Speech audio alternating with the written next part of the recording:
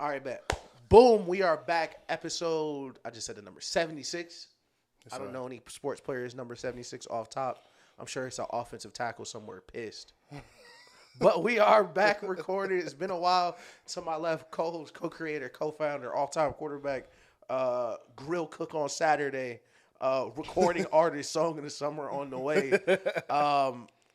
I'll take it away. I gotta upload that. But welcome back, baby. Welcome back. Energy is up. Energy is up. We're happy to be here, man. So, if you didn't notice, thank you to our last episode. I've been waiting to say that for 3 weeks. The last episode was the most viewed episode. And it should have been, I think me and Ish can both agree, that was probably our best episode we've ever recorded. Yeah. That shit was out of this world crazy. So we never talked about this, but I think that episode and our first episode, I don't get like too sentimental about them. Yeah. But like those, I kind of, you know. I will remember that episode for the rest of my life. That shit was crazy. I went back and watched that episode. Yeah, it was amazing. It was seriously amazing. So, thank you for everybody that showed up, Charlene, Zayla, Chris, Tyrone, and thank you to Kendrick Lamar and Drake. I've been wanting to say that for 3 weeks, so I'm getting some stuff off my chest that I wanted to say the week after. Like, thank you to Kendrick Lamar and Drake for what y'all did. Excellent display of music, art.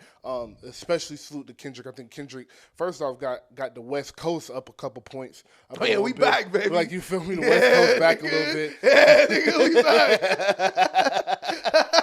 Yeah, man. So just a lot has happened. We'll try to touch on as much as we can, but of course we got to focus on the playoffs today. Like I don't know if y'all remember, but this was a couple weeks ago, and I was like, "Yo, bro, this is the first playoffs we ain't predicted every single game that's ever been played." Yeah, right. Like every single one. Ain't broke down the series and the series within the series and shit like that. So we got time to do that today, and touch up on the WNBA, which has been a very hot topic today. So let's get these TikToks out tomorrow. And and then I have some stuff for music, and I just took some notes as I've been sitting for the past 3 weeks. So I'll read off those. But first, we got to salute, say a rest in peace to Larry Allen, the great offensive tackle from the Dallas Cowboys. Yeah, that hurt this morning. That hurt this morning. That hurt this season. True legend of the game, man. Yeah. True legend of the game. So thank you to him, and rest in peace to him, and prayers to his family. And then a salute to Justin Jefferson with the 4-year, $140 million deal. The highest played non-quarterback ever in the history of the NFL, and very well deserved. Easily, if you made a list of the best players in the NFL, non-quarterback, he's in the top 5, maybe 3, if we're being honest. He's so good. Like, other positions get paid, and niggas be like, I need that. He's so good, he capped the contract. Yes. And niggas not getting more. No, it's like, all right, let me get like $2 million less. Right. Let me get $4 million less than what he got. Like, no one's getting more than him. Like, that was an amazing, well-deserved deal, so salute to JJ.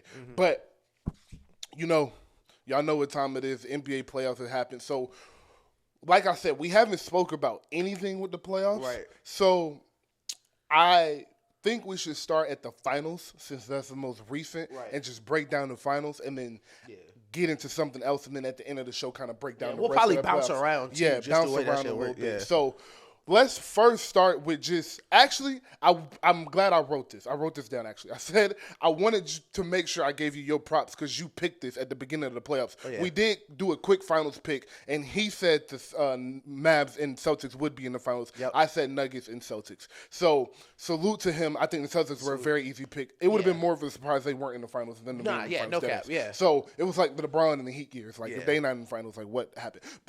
They didn't play a 50-win team. Like, exactly. That shit is terrible. So, and they won 64 games. Like, that's crazy. Yeah. So, and of course, the Mavericks are in the finals. I want to just first get your opinion of what you've seen from the Mavericks since you've been on this. You've been on the Mavericks and the Timberwolves for about 3 years now. Yeah. And every year I kept telling you were early. Right. And this year I told you, I said both of them, they're there. And when they made the trade later in the All-Star break, you was like, they're going to the finals. Yeah, you said it immediately. Literally. You said it immediately, and I'm always the guy that's like, when it comes to especially basketball, you got to do it in the playoffs because it's so different. Luka, I've always been hesitant because he's shown up in the playoffs from day one stamp, and then he had Kyrie next to him, so it was definitely one of those situations like it could definitely happen, but I thought Jokic was somewhere he just isn't yet. Like, I thought his superpower was bigger than it is. Exactly. And so, to you and the Mavericks, what have you seen this playoff run, and really since February? So, since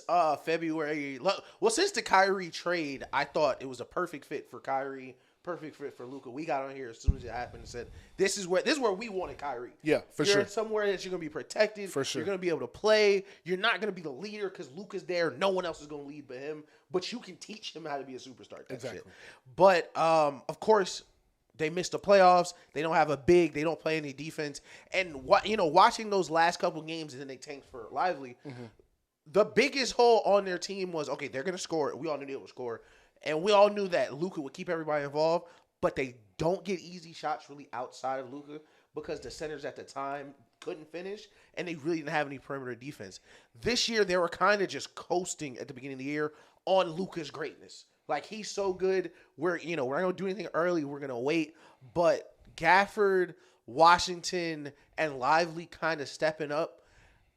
It's a very interesting combination. I think one of the biggest reasons I thought at the start of the playoffs that I like their chances is because this year, like we picked the MVPs, I had Luka at MVP. Yes. I thought he's been the best player on earth the whole year. Mm-hmm. Jokic won MVP, which, he got 3 of them. I'm not going to be like he shouldn't have won it. But I had this conversation with my dad just to compare it to the Timberwolves. This is Ant's first playoff series, competition series, where he's a superstar. Yeah. Where he's going to see different looks, the best defenders, he's going to foul. He's going to see so many different things. And I was telling my dad, Luka won the EuroLeague at 19 as the MVP. So Luka's been a superstar for about 8-9 years already.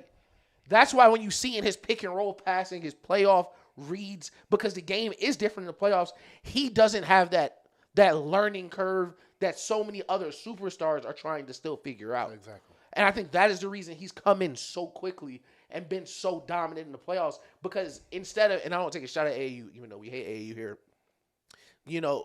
while Jason Tatum and Anthony Edwards and all these players are in AAU circuits or playing on these stacked teams, Luka was learning to be a superstar in the second best league, getting professional coaching. Yeah, and learning what they always talk about in the Euro Basketball League, learning the fundamentals of the game, which he has down to a T. Right.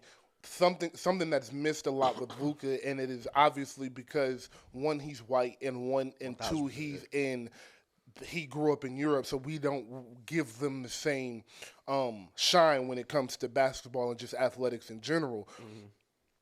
Luka is literally a child prodigy. Yeah. Like, if Luka grew up in America, he would have been the prospect LeBron was. Literally. That is how good Luka is at basketball and has been since he was a child. Yeah. And I'm not exaggerating. Yeah. Like, in any shape or form. He's been playing professional basketball since he was 13 years old. Yeah. In the second best league. Like, 13. Like, of course, we're Americans, so we think it goes NCAA basketball, then the NBA. No.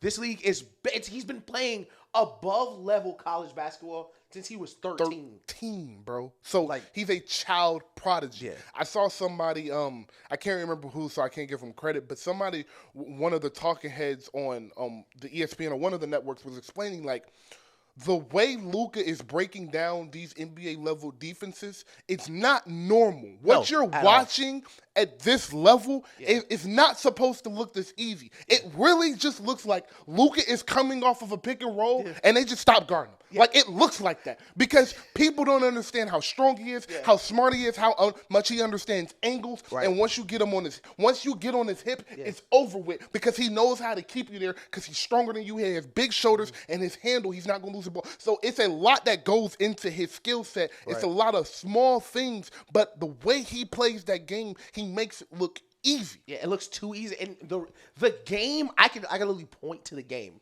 where I said, oh, this is the best player on earth. And it was the Hawks game. The Hawks game where he scored, what, 70 million? I forget what he scored. Mm-hmm. But I remember I watched the game, and I was like, man, of course, it's like it's just scored 70. But you get on Twitter, and they're like, NBA defense is so bad. I can't believe they let him did that. No. You just don't know what you're seeing. Because sometimes there's just no good options. And that's what the Timberwolves found out, and then we're going to pick the series next. Like, he is getting to, like, a certain offensive point that very few players have ever got to. And I mean less than 10. Less than, we've only seen one or two niggas in our lifetime get to that. Yes. Like, Kobe got there. Braun has for sure got there. But where he is right now, it looks like there is no defense. Like, I was watching, I got a chance to watch the game, whatever game they eliminated Timberwolves. Mm-hmm. And my dad was watching it like, damn, why are they playing like this? And I was like, he did this to Phoenix too. Like, people don't understand that it's a mental aspect too, where he's not just beating teams, he is breaking teams. Yeah. He is breaking one seeds. Okay, let's get into I want to get into the trade because I want to have a quick 7-minute conversation I've been wanting to have with you. And that is the change in the NBA. Right. I believe we're at a point, and this is because of LeBron, when we talk about NBA players having influence and we talk about LeBron's influence, it's hard for a lot of people to see, but his influence is this player movement. Yeah. But not only the player movement, the super team movement, LeBron and the Boston Celtics had a lot to do with the thought process behind, all right, we need 3 superstars, 2 alphas and 1 all-star to win a championship. And we'll figure the rest out. And we'll figure the rest out from there. And if you look at the champions from about the Boston Celtics team, other than Kobe, salute, as always, other than Kobe, it's been the Heat with you. Obviously, we know who. The Celtics with Tony, Manu, Kawhi, and Tim. And the Warriors with, the big 3, then the big 4. And then you have the Lakers again with their big 2-ish. And that's when the change started, was in 2020 when the Lakers won with LeBron and AD and a bunch of role players. Yeah. And then the year after that, you saw Giannis, Chris Middleton, and Drew Holiday be a big 3, but it was more so a big 2 with Drew Holiday doing the. It's like Chris Middleton was half a superstar. Drew Holiday was the other half. Exactly. Of a superstar. Perfect. Like, And then we saw the same. Then the Warriors, and the Warriors was the first one where it's now it's a main superstar and then a bunch of great role players. Yeah. And so we're seeing a shift in the NBA with how teams are built, but I think GMs are still trying to look for the big home run move. Yeah. And I don't think the NBA has caught up to the fact with it's not one there anymore. Right. It's done. The big home run move is not feasible anymore. You can't pay them, and the contracts are too lucrative for people to leave their team now. Yeah. You're looking at the NBA offseason now, we're looking at PG, Jimmy Butler, and wherever they go, they don't flip the script to where if he goes to Philly, Philly is still just, all right, can they get to the Eastern Conference Finals? Can they beat Boston? Right. If he goes to New York, it's the same question. Yeah. If he goes to Golden State, can it work? Can Jimmy Butler, can PG work with this? If he goes to LA, how is he going to play with them? It's no superstar move other than LeBron going to the Warriors or Steph going to the Lakers or something absurd that's not going to happen. Some shit that would break the world. Some shit that's just not going to happen. Other than that, there's no realistic move that can flip a team and make a big 3 that's just going to run through the playoffs. And so what the Mavericks did is realize we have arguably, I would say probably the best player in the NBA. We have a superstar next to him. Let's just go get a bunch of pieces around him. Right. And that is a formula that is going to work from here on out. And until people realize that, we're going to keep having the Phoenix Suns issue. And I think another thing, and I hate, shout out Roby, I hate to throw shade on KD because I ain't coming here and plan on it. But what a lot of niggas didn't understand, especially because we were younger, and I guess the super team movement, everything kind of felt like it happened so fast. Yeah. I just looked up and everybody was on what team. Facts. But that's LeBron James and Steph Curry. Isn't that? Come on. Those aren't those aren't regular stars. Y'all paired together. No, these are the best players ever. LeBron had a great chance of winning the championship no matter where he went.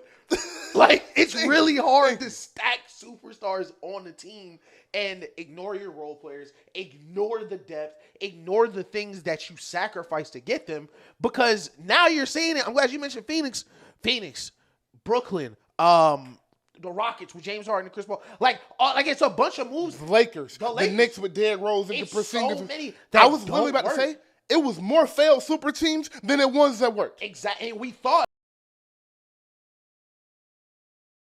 grapes, anybody could do that. Anybody could do that with three all-stars. No, you can't. You really can't. No. It's hard. Because those three got, first of all, injuries happen, coaching matters, depth matters, and at the end of the game, it's still only one ball. Like, the reason the Heat and the Warriors and all these great teams ran through everyone wasn't because they could give it to D-Wade or LeBron. It was because at the end of the game, they still had LeBron. Thank you.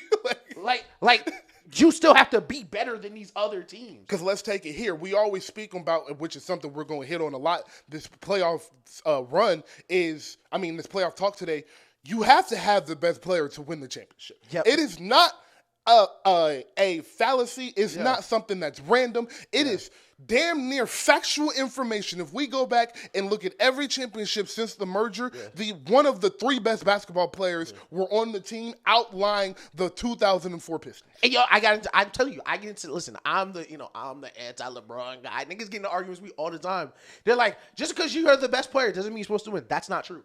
That's literally not true in any phase of basketball. But it's only 10 niggas on the court. If you're the best in the world, it's expected for you to win. Thank you. And that is where we can just kind of end this. We don't have to kill it. Is you're not winning without a top three player in basketball. Right. If we go look at the super teams that worked, they all had one of the three best players in basketball. Yep. So now, if that is the formula that is working, you got to go find the best player in basketball. Yeah. If not, you got to go find two really, really good players like a Jalen Brunson and a Paul George, or a Jalen Brunson and a Julius Randle, or Jason Tatum and Jalen Brown. Yep. Something of that nature. Yeah. If not, you're not going to contend. This big superstar home run splash is over with. It was never really a thing to begin with. Yeah. Y'all was just, like, we talk about, like, it was just such a big move. And it's like, dog, LeBron was in every finals for 8 years. And then for 4 years, it was Tim Duncan. For the other 5, it was Steph Curry. Yeah. Like, it's not like a bunch of super teams was just clashing. It was just two megastars, two literal GOATs were clashing. And then they had role players that were very good. And people who were in finals before they were on a super team. People who had success before jumping to a super team. Your Dwayne Wade, your Tim Manu Tony, your Chris Bosh. So Braun had been to a finals. Exactly. KD had been to a finals. When you're pairing these people up, you still got to go through those top dogs. And that's what we pick so many series this way. And I know I do, where I look best coach, best player, who's playing the best right now. Y'all got the best coach? Okay, cool. Y'all got the best player? You probably going to win. Unless they're not playing, especially because playoff games are super close. Playoff games are super. There are so many. Just playoffs alone. Like, we could be playing Game 6 in Minnesota right now. Mm-hmm. Like, we are a missed call, a foul, a dribble, a missed shot. Like, we're Luka's foot from being on the line. We're them getting that call right with Jaden McDaniels where he really got fouled. Like, we're all of these things from, like you said, it being a Game 6 tonight or Game 7 tonight, whatever. And when you have someone, when you have a player that, like, and we're gonna rank the players in the playoffs, but, like, you know, it's a weird Jokic Luka argument, but what separates this for me is, and I don't want to just say Luka got that dog. I want to expand on it. Is like Luka has that. Fuck it, I'm just gonna do it myself type shit. Like, okay, let's frame the question, because I wanted to get here. And I believe we have explained this better than anybody has articulated it yet. And I mean that. Like, go through all the NBA podcasts. I don't think anybody has articulated the way we have with how you really classify who the best player in the world is and then who follows behind it. Right. And the 2 years we were calling Steph the best player in the world, 21 and 2022. Yeah. And we got to see it come to fruition in 2022 was your superpower. Yeah. And that is how I classify what Luka has right now. Yep. Luka, superpower is bigger than anybody's right now. Yep. And your superpower is your ability to break a game open. It does not always have to come in the fourth like Mike and Kobe's did. Right. Steph's came in the third quarter. Yep. His superpower was bigger than anybody for 6 or 7 years in the third quarter. And once he decided this game was over, he was a run away from blowing this game over. He was one halftime adjustment away from the game being over. Exactly. Exactly. Bron's superpower came throughout the game. He was literally playing chess with you and getting every matchup he wanted throughout the game. And Luka is doing more of the same. Luka has been able to, especially with Kyrie now, he's been able to pick his spots where he feels it's most important for them to win this half or win this 6 minutes or win the end of this quarter. Right. So that's why you've been seeing some nights it's been, all right, Kyrie, you start off with the first half. I'm going to sit back. I'm going to facilitate. Right. Or as we saw in game 5, nah, I'm going to put the foot on their neck this second so they only have a sliver of fucking hope. Yeah. He did it with OKC. He outscored them. He did it with He outscored them in the first quarter. He did it with the Clippers, and he did it with the Timberwolves, and he did it with Phoenix a couple years ago. Yep. That's his motto. Like, in closeout games, I'm coming out in the first quarter, and I'm gunning. It's scary. And in some games, like a game 1, like in the game this series, you're going to see him take a step back, and Kyrie going to take over in the first quarter. But what he's able to do in the 7 minutes he decides to take over the game is more effective, more productive, and more damaging to the opposing team than anybody in basketball. It's demoralizing. And I will say this, because we grew up on Kobe highlights. And, as we became adults, we watched Steph. And I do want to shout out Steph one more time. I think Luka missed that first one. And then I laughed, and I tweeted this too. I was like, man, it's so funny seeing niggas take step shots so you realize how fucking crazy some of these shots are. But then he came down and hit the second one, and I was like, bro, it's demoralizing. And right now, especially after watching the Timberwolves series, and just some of his highlights in general, he's the best tough shot maker I've seen since Bean, probably. I would have Steph above him too, but Steph bags so deep, he don't have to take as many. But because of Luka's limited athleticism, sometimes he just take a weird step back to the left and throw it up type shit. And some of the shots is just like, bruh, like, what are you supposed to do? And it's so incredibly frustrating. Like and you mentioned like how they get to pick their spots. What Luka has is he is splitting the difference between Braun level game management and being the best scorer in the league. Yeah. Where it's like, man, like I'll be watching the game. It's like, dang, wish Luka would kick it on. You got 10, 8, and 8 already. Like, it's like, oh, I forgot he's also the best facilitator on the team. And Derek Lively and Daniel Gafford have 4 dunks each already. Yeah. It's a very scary combination, and this is not even the best he's going to be. No. All right. Let's go into, because I'm glad we spoke on Luka first, so now we can get into the series really. Obviously, the Celtics and Mavericks tipping off Thursday night at 8:30. We have a what I think will go down is probably the best finals since probably 2016, 2017. No funny shit. Like, I really think that's how competitive this series is going to be. I would say yes, just because niggas at like 22 ain't happening. Like, I say don't say 2022 because after game 3, the series was over, and it was never really. If you watch those games, it never felt like the Warriors weren't gonna win those games. Yeah. Other than like a second in game 5 when Steph was kind of off, but even then they was on their home court and Jordan Poole was cooking, so it never felt like. It was like going to go both ways. Right. I think this series is going to have moments, especially in the fourth quarter, where you're not going to know who's winning the series unless you already got a team in your mind. Like, if you like, I know you die hard, no way the Mavs are going to win the series, so you're going to feel more comfortable. But for somebody like me that's really looking at this, like, I'm not really sure, by game 4, I'm going to have picked both these teams 6 times. No. I definitely, this is why I agree with you. Because I'm 60-40. Okay, because I did not know that. I'm glad you said that. And the reason I'm 60-40, and this is crazy. I felt this way going into the 22 finals was for the Mavs to win. That's going to be an all-time finals performance, and to expect someone to do that over a series, it's a scary proposition, kind of. Like, it's kind of like the Mahomes shit where it's like, man, I'm not going to pick against him because if he wins, he's going to have to do something only he can do. Mm-hmm.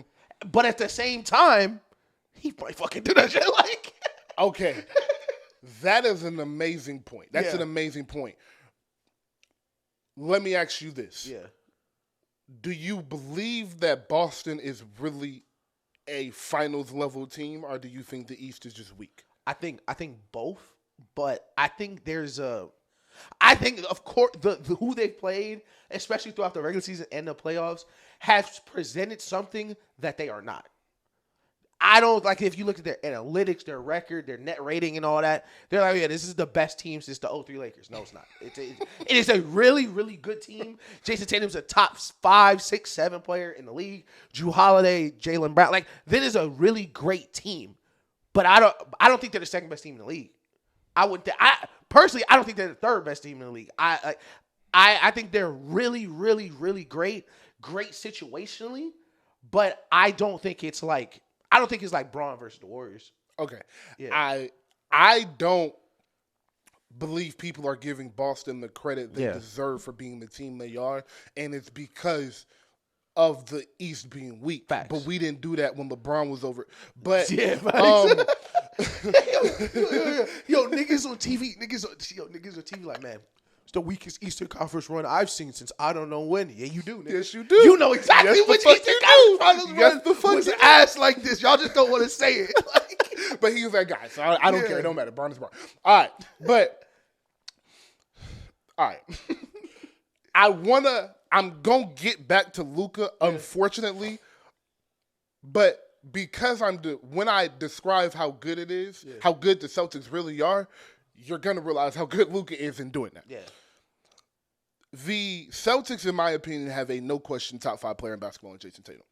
They also have a no-question top 25 basketball player in Jaylen Brown, who is some days a top 12 basketball player on the planet. 1,000%. And can go get you 30 at will. Shout out Jaylen Brown, by the way. They also have what can be, we can have the conversation, but what could be described as the best role player in basketball in Drew Holiday. I thought you meant Derek White. I was about... The fuck is that your phone? No. Is that an Amber Alert? Okay. No, it's not me. All right.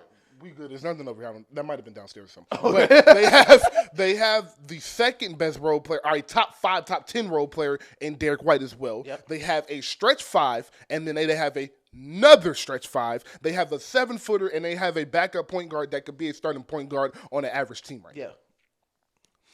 In every scenario ever in basketball, they should be the overwhelming favorites to win the championship. Mm-hmm.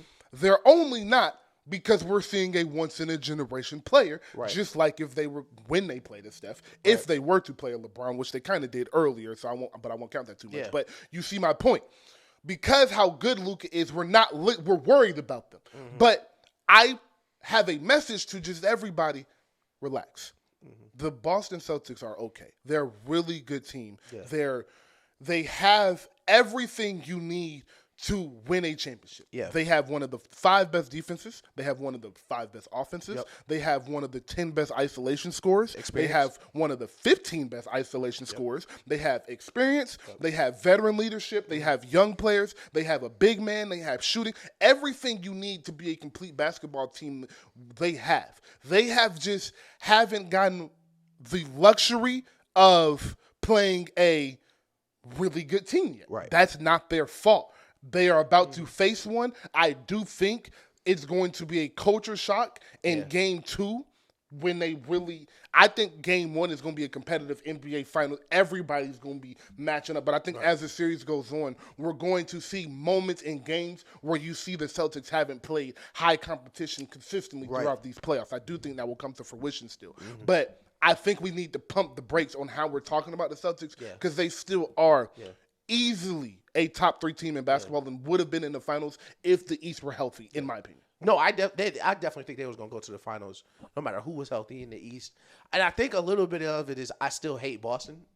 Just from I understand. Like just still my Kobe fan. It's just Boston in general. And you know what it is? Honestly, it's definitely the Kyrie fan of me. Yes. I'll keep it a rack with y'all and we'll talk about Kyrie a little bit.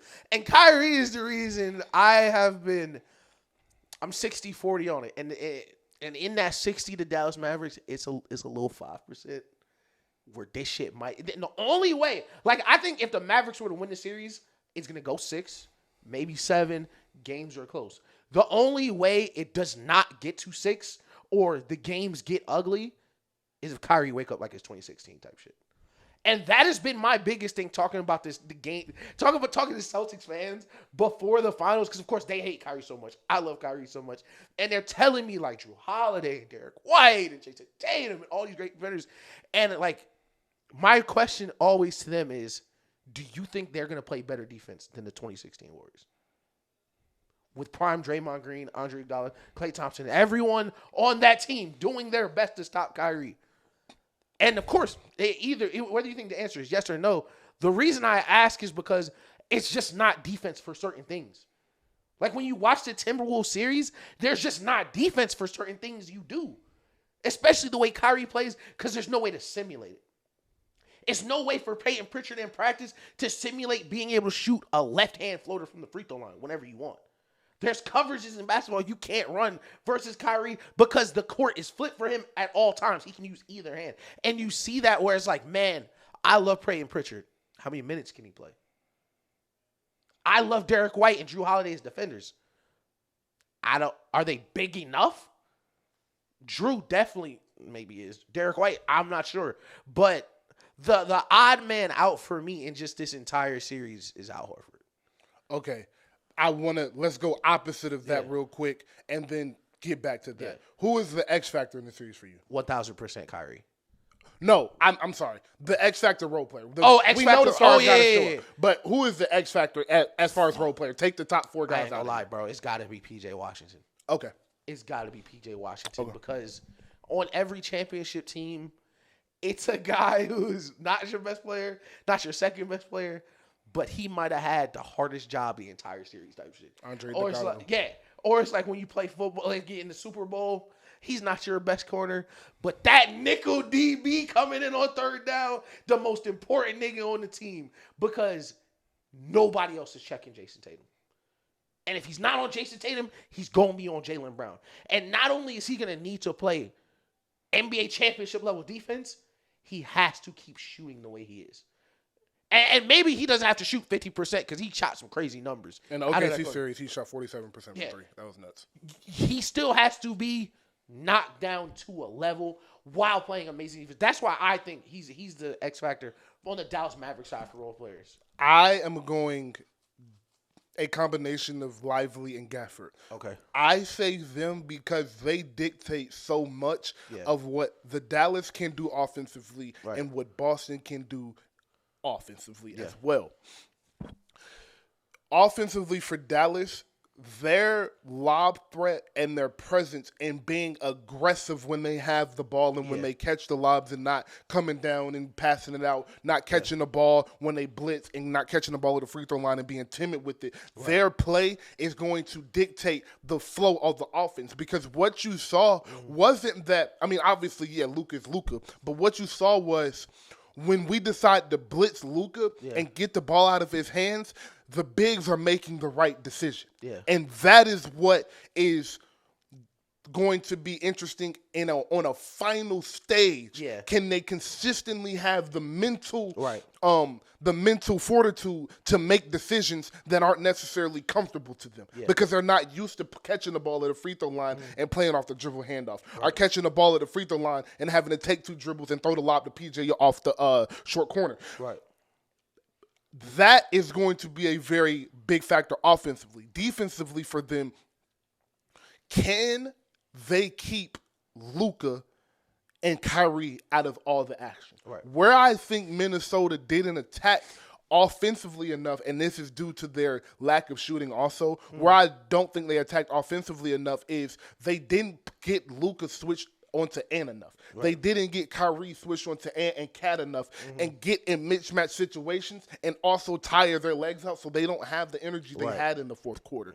I do think Boston will exploit those matchups every possession almost, as well as will Luka, but there's not many as mismatches because they have really 5 good defenders out at the time and on the court at all times. So between those two factors, I think them as a combination because they play about the same amount of minutes, and if you average their points together, they average 18 to 13. They're like one really good big. They're like exactly. They're like one really just like Drew and Chris were half a superstar. Yeah. They're like one really They're big. one all-star big kind of. Like they're a fringe all-star big. Yes. Like 18 and 13. So for the Boston fans, who would be their biggest role players? Oh, it's got to be Drew. I don't know if we're gonna. It's weird calling Drew a role player. We go back and forth. I'm gonna say right now in this scenario, he's not a top 4 player on the teams. I'm gonna say he is the one that's most important for the Celtics because he needs to keep shooting efficiently the way he is, and on defense, this is your calling card. And we, everyone gave Rudy Gobert a lot of flack, like, hey, you're a defensive player of the year. Shout out Draymond, by the way. You're fucking hilarious. Draymond's crazy. And I was one of the people like, fam, you're the defensive player. Niggas like, he can't be on the court for that play. You're the defensive player of the year. You got to be on the court somewhere. Like, it's the most important play of the game. What you mean you can't play defense? Like, that's what you do. But for Drew, you need to keep Jason Tatum and Jaylen Brown from having to guard Kyrie and Luka. Because what my biggest fear to, like, if I was a Celtics fan is Jason Tatum's a two-way superstar. Jaylen Brown's a two-way star. I don't want you guarding. Yeah, be a two-way superstar. You don't got to guard Luka. Please don't tire yourself out trying to guard this. Take him in the fourth. Literally. 1 through 3, Fam, no. Give me 5 minutes in the fourth. Cool. The first 3 quarters, do not tire yourself out chasing him around. You're just going to get in foul trouble. You're just going to get frustrated, and it's going to affect your game. The more minutes Jrue Holiday can buy for them, the possessions they can take off is gonna be very important, especially if the series drags out, because they have not had to play 48 minutes of up and down playoff basketball yet. Like Ant talked about not being in shape. He didn't mean jump out the gym. Of course he in shape. He mean playoff shape, where your mind and body needs to be working every single minute you're on the court. Exactly. And it's a big difference. So I think minutes that Jrue Holiday can buy for Jason Tatum and Jaylen Brown on offense and defense. Yes. All right. Now, my answer, which is what you leads back to where you were going, is Al Horford as the biggest, most important role player for the Celtics. I believe Al Horford is at a disadvantage in this series because he's a 38-year-old finna guard the best player in the world and arguably one of the best isolation scorers we've ever seen. So I don't think he's had the biggest advantage of this series. I'm telling you, I hope Al's sleeping good tonight. But I'll be sleeping good tonight, boy.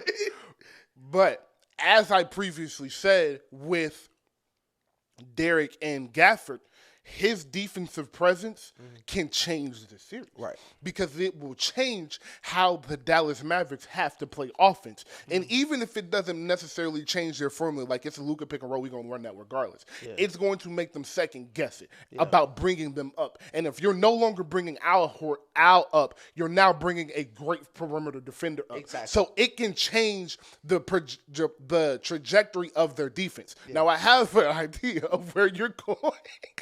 So I'm going to let you take it away. I ain't going to lie, man. It's odd man out. Boy, it's going to be cold. Listen, I really hope it don't go this way. But you watch 4 years of Warriors basketball. And when there's 4 great defenders on the court, and it's one, even if you're not a bad defender, and it's one mad defender, it's going to be a long night. It's going to be a long fucking night. And we haven't really gotten to coaches. That's Jason Kidd on the other side. That's a player coach. I don't know what Joe Mazzulla is planning to do. And, of course, that's like a weird thing. Like, he's the best player in the league. Like, what are you going to do to stop? I don't know what he's going to do, but please don't put it on Al Horford. And because in 2022, y'all put it on Al Horford. And it lost y'all the series. And you know, we were celebrating dancing on their grave. A little, we from Atlanta, the nigga who watched Al Horford grow up. You feel me? You feel me? It felt a little bad watching Steph do him like that. Exactly. Like game 5 or 6, whatever game it was, where they just gave up. It was like, he's just gonna cook Al. Like no, bro, don't do that. Like, please do not go out there and just be like, yo, Al, sliding feet. Agreed. And I was going to say, I have noticed that something else that's coming back into the NBA is not switching. Yeah. When people are fighting over screens. Yeah. We're hedging and getting back to our man. Yep. And I believe that needs to be this is what I'll say. Every time Luka runs a pick and roll against KP or Al, you hedge, you get back, or you blitz. Right. If you're running it with anybody else, you're comfortable with Jrue, Jaylen, the rest, the roster. You're comfortable with everybody else switching on them. I would apply this logic to Peyton Pritchard too, the Al Horford logic 1,000%. As well. But Everybody else can switch, but I think you should blitz or hedge and get back on Luka if they are switching with Al, because I don't even want him to get comfortable in his zone, because it's not even about like niggas that are this good.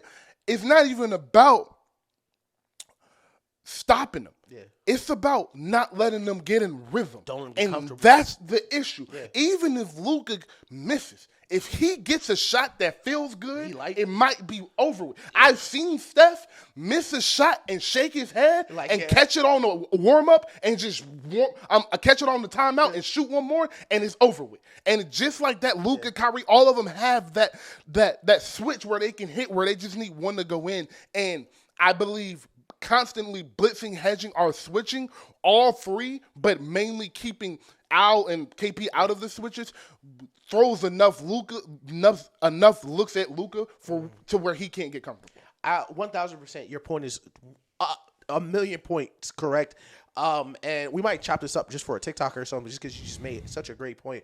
But before the Rudy Gobert step back three, they switched and he missed a shot before that, and you can see he's like, okay, like y'all gonna, like I missed, but y'all gonna switch this nigga off me type shit. Like you don't want to get, especially. I mean, we've all hooped. When you get a mismatch that you want, shooting is like 80% confidence. Yeah. So if I'm coming down, like this shit finna be sweet. Like, oh, I know you're switching. He know you're switching. He don't want to be out here. It's gonna be drill. It's gonna be cook stash. Regardless, I think you're 1,000% where going into the Timberwolves series, I didn't like the matchup for Minnesota because how Rudy Gobert has to play defense, because you don't play drop coverage against Luka Doncic. Yeah. The same way you will not play drop coverage against Steph Curry or, I mean, shit, low-key LeBron, just because how quickly he can get downhill. You can't come off his body. You're making it too easy because unlike these like we're in such a guard-dominated league. It's been a while since wings were the best players, like with Braun and KD. Right now, the guards are the people who had the ball the most or the ones scoring the most. Luka's so big. Once you've come off his body to drop, that defender behind him might as well not even be in the play. Jaden McDaniels, one of the best defenders in the league. Spent half the series watching it. Because you might as well not be off there, because you're not going to be able to push him off his spot. You're not going to be able to derail him once he gets in the lane. And that's where he wants to be. You cannot drop. You have to blitz. You have to hard hedge. And you have to be okay with something. There's the point. Yeah. Which is why your point about P.J. Washington being an X factor was right. Because, and Derrick Jones will throw that in there. Throw him in there as well. And they might need some Tim Hardaway Jr. minutes. Some games, depending on how, and Hardy, depending on how Boston is shooting. Right. Where I wanna get a deeper dive into is the mismatch that each team have, because I don't think it's a glaring one. I think it's more so of they just have an NBA basketball regular mismatch. Yeah. It's not like, oh, you're going to exploit this matchup. Like, as much as we can talk about Al Horford, it's not Rudy Gobert. Yeah. He's not a bad defender. Yeah, he's not a bad defender. Right. It's Luka. It's more of a respect to Luka than it is. It's literally just, bro, he's just a center type shit. And that's what that's your point, and it's a great point. That's just like, these are schematic. These mismatches are built into the game. These are schematic mismatches. Thank you. That's the best way to put it. No matter who it is on, it don't matter who that Celtics big was. If it wasn't Draymond, nigga was getting that screen set. Like, you feel me? Anybody, whoever, and it just happens to be Al's turn. But what I am concerned with the most about Al, aside from just, please God, don't switch, is foul trouble. Yeah. Foul trouble. Neither one of these teams goes 8 deep. They don't want to. Neither are deep, and the Dallas lives in the paint. So what I don't want, great point. What you don't want to see is start the second quarter, I'll pick up his second foul, and Luke Cornett got to come off the bench and give you 6-7 minutes. You don't want it, because Al's going to be in so many actions. I am so, like, if he gets in foul trouble, I worry how that Celtics defense is going to look with having such an immobile big out there in this matchup with Luke Cornett. Agreed. That's why I think Porzingis I don't think Porzingis is the best big offense or defense. Him coming back is huge, just bodies-wise. Yes. Just people you trust. Like, that's another 6 fouls to go out there. I love that point. Yeah, that's a great point. That's probably my one of my championship sports. I hate when we're not in like a final series or we're not next to the Super Bowl. And he's like, rings are not that, fam. It's a different sport. It's a completely different game. Everything feels different. You brought that point up to a couple minutes ago about the mental exhaustion. Yeah. We'll jump back to Ant, and he said, we literally just weren't ready to play this game because we weren't mentally prepared in the offseason. Yeah. We weren't physically preparing in the offseason. Yeah. He said we're going to get right this offseason and be ready to play this deep, and we'll be back next year. Right. I knew game one, the series was over for Minnesota. I honestly think Minnesota could have won that series. I do not think 1,000% the Dallas Mavericks were that much of a better team. No. I do think Luka was that much of a better player in the series, but I don't think it was a team issue. Yeah. I believe physically and mentally, Minnesota was just exhausted. Literally. What you're speaking on is not even the physical exhaustion because you're an athlete. You're used to pushing past your conditioning breaking point, your athletic breaking point, and getting there. It's a reason you're sitting in the NBA Finals with a $300 million contract, Jaylen Brown. What we're speaking to is the mental aspect of every single time Luka runs his pick and roll, I have 7 things to think about. Yeah. And the second he takes the second dribble off the pick, I got to react. Yeah. Every single time, because every single possession matters. This isn't the regular season where I get caught ball watching and it's just like, all right, we'll get back on defense, shoot a 3, bam, right back in the game. Yeah. This is not that.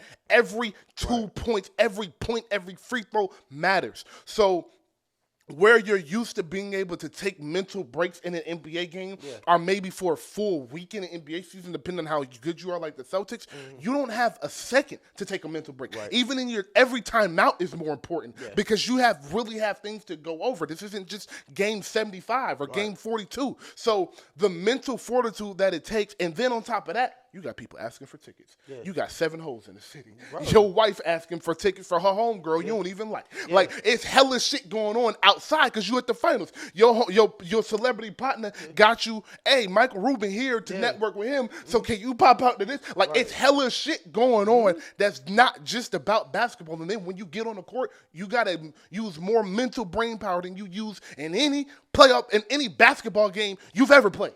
And on top of that, because we'll just to talk about pressure for a little bit, because I think there's for sure pressure on Luka, a little bit pressure on Kyrie, but not so much since he's found peace in God and all that stuff. But fam, we're Jason Tatum and Jaylen Brown. We $600 million in. They talking about every time we lose, they talking about trading us. We can't do like that. Like the pressure that's on those 2 niggas. Oh my God. And they can't like the Dallas could come out game 1 and get the shit beat out of them. And it'll be okay. And you know what? It was like, okay, we all do game 1. Kyrie and Luka, we'll figure out this 2. Fam, if the Celtics come out game 1 and get blasted, even if it's not their fault, like even if it's a make or miss league. Facts. Sometimes we miss some shots. We missed a couple shots. They got it on a run. Cool. They might implode. Like the pressure that they have to deal with, and not only like you just mentioned, like. Fam, fuck. They set the script. They set we got this game plan. He said in the middle of the court, I don't know if I'm supposed to ice, hedge. Like, there's so many things going on. Fam, and then you come down on court. Jaylen Brown, every time you touch that screen, you going left, baby. And shout out to, this is such a weird comparison, but shout out to this nigga named Splash. I follow him on Twitter. He's like the best 2K player ever. But he's played at like every different level of 2K. And I asked him, like, what is the biggest difference? It was like, oh yeah, everything you do bad, you'll have to do the whole game. Every weakness that you have to do the whole game. Because they're coming into the game saying, this is what you're not going to do. I guarantee this is what you're not going to do. So every move that you have that you like to go to, every spot that you like to get to, you need to go somewhere else or be that much better. And that is the biggest thing with the NBA Finals. And that's why you see Mike, Kobe, Bron, Duncan, Shaq. Either they were good enough to, like Bron, Shaq, Duncan, I'll get to my spots anyway. Or Kobe, Mike, Steph, KD, I'll just go somewhere else. It's just another level of your back. So you're doing things you're uncomfortable in the biggest series of your life the whole time. And the mental toll that takes is enormous. enormous. And I always bring it back to because I think the quarterback position is the best example of how exhausting and how much not being mentally prepared can affect your play. Yeah. And the example I always use is Cam in New England when he was coming back from COVID and was trying to learn 3 weeks of an offense he learned 2 months ago, and he was getting to the line, and it wasn't that he didn't know how to play football. Yeah. He was thinking too much, so when he was dropping back, it was too much in his head for him to even be in the rhythm to make the throw, make the screen pass he needs to make. And it's the same thing with NBA players. Mm-hmm. If you're overthinking everything and it's not second nature, then your jumpers are a little bit tighter. Yeah. When you go up for that layup and you know you're 0 for 8, you're a little bit nervous about missing that layup. Yeah. So everything about your game is being affected simply because you're not mentally prepared. Mm-hmm. And that's where I think Jason Tatum is going to make the leap from 2022 to now if he was not mentally prepared for that series. Facts. Marcus Smart was, I believe Al Horford was, Derek White was, but Jaylen Brown and Jason Tatum, I don't think were mentally prepared to be superstars in the NBA Finals. And how hard it is. Being a role player in the NBA Finals is not the same as being a superstar in the NBA Finals, which is why the role players can look good, and Jason Tatum can average 21, 6, and 9, which on paper isn't the worst series ever, but it's not enough when you got be the best role player ever. He'd be the best role player ever with 21, 6, and 9. Like, it's not enough. You got to be a superstar. When we look at the finals from the GOATs, all of them are above 26, 27 a game on the average.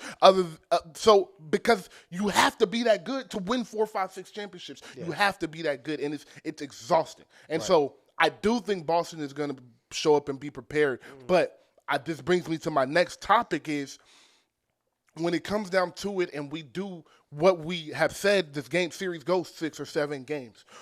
Whose superpower do you trust more together? Right. Jason or Jalen, or Kyrie and Luka? Yeah. See, that is, man, it's so funny how right we be about shit. Because when Kyrie first got to the Nets, it was like, it's a lot of stuff to, like, pre-Harden. There's a lot of stuff to figure out. But, man, playoff time, end of series, end of games, it's going to be real hard to beat them. Exactly. And right now, we are at that with Luka and Kyrie where, just last round. We're down 5 with a minute left. We win the game by 2 possessions. Just because our guys are just going to hit shots. And you know what? Your guys, they're just not. And even if they do, there's just no fear in either of those guys. And they're in such an interesting position because Kyrie has always been a little off in this way, in that Kobe vein where he just don't care. Like, he's 6 trying for 24 to kill. Don't bother me. Don't matter. I'm coming at your neck regardless. Fam, he hadn't scored in the fall. He was 0 for 3 in the first quarter, hadn't scored. Almost outscored the Timberwolves in the second quarter. Like, it's no blink, it's no worry. And Luka is just, how, okay, we made it an hour in. I get, like, the aura coming off Luka right now? Fam, the niggas talking trash, like just the pure aura radiating off that nigga. Like it's him and Ant right now. I don't know what's in the water, but them niggas are I think that's what they are certified tweakers. Certified tweakers. Where 5-6 minutes, like we saw at the game 5 in the first quarter for Luka, and we saw all throughout the Nuggets series. It was like no offense. I'm just gonna get to tweaking. I'm just going to start doing shit I just want to do. And it's not nobody here that's going to stop me. And in the finals, in those last minutes, it's really hard to score. Like, really, really, really, really hard. Like, we talked about the game 7 Warriors Cavs when we did the Kendrick episode. And I was like, man, let me go watch that game again. Like, I just love watching it. And it's like, bro, these niggas couldn't score. Niggas could not buy a bucket. In the fourth quarter of Game 7 in 2010, they had 70 points. Bro, you can't score. Kobe Bryant was on the court. It couldn't. They had 70 points. Kobe, Ray Allen, Rondo, KG couldn't put the ball in the hoop, bro. It's very. But the difference is when you have those type of superpowers, it opens up people don't have. Mm-hmm. And that's what you have where, your coach you can have the perfect scheme. You can have great role players. You can have this, that. But when it's 3 minutes left and it's 115, niggas not running them sets, G. Niggas not coming down, running the freelance. No. It is, we're going to get our best player, our second best. We're going to get y'all. We're going to get you space, and we're going to get you just opportunities to create. And in that scenario, I trust Luka and Kyrie more than any combination in the league. And that's why I'm having a hard time picking against them in this series, because my mind is telling me Celtics in 7. Yeah. Because I do think the series is going 7 games, because I don't think either one of these teams has enough of advantage to win 2 games in a row. I think this series is going to split every game, or it's going to go 2-0 Boston, 2-2 Dallas, and then they're going to split. That would be tough. I think it's going to be one of those 2 scenarios. Where I have the issue picking Boston is what you just said. In the last 5 minutes of a Game 6, Game 7, in a closeout game, I just trust what Luka and Kyrie have shown me over the years more than I trust Jason and Jalen. Yeah. And that is why this series is so important for Jason Tatum.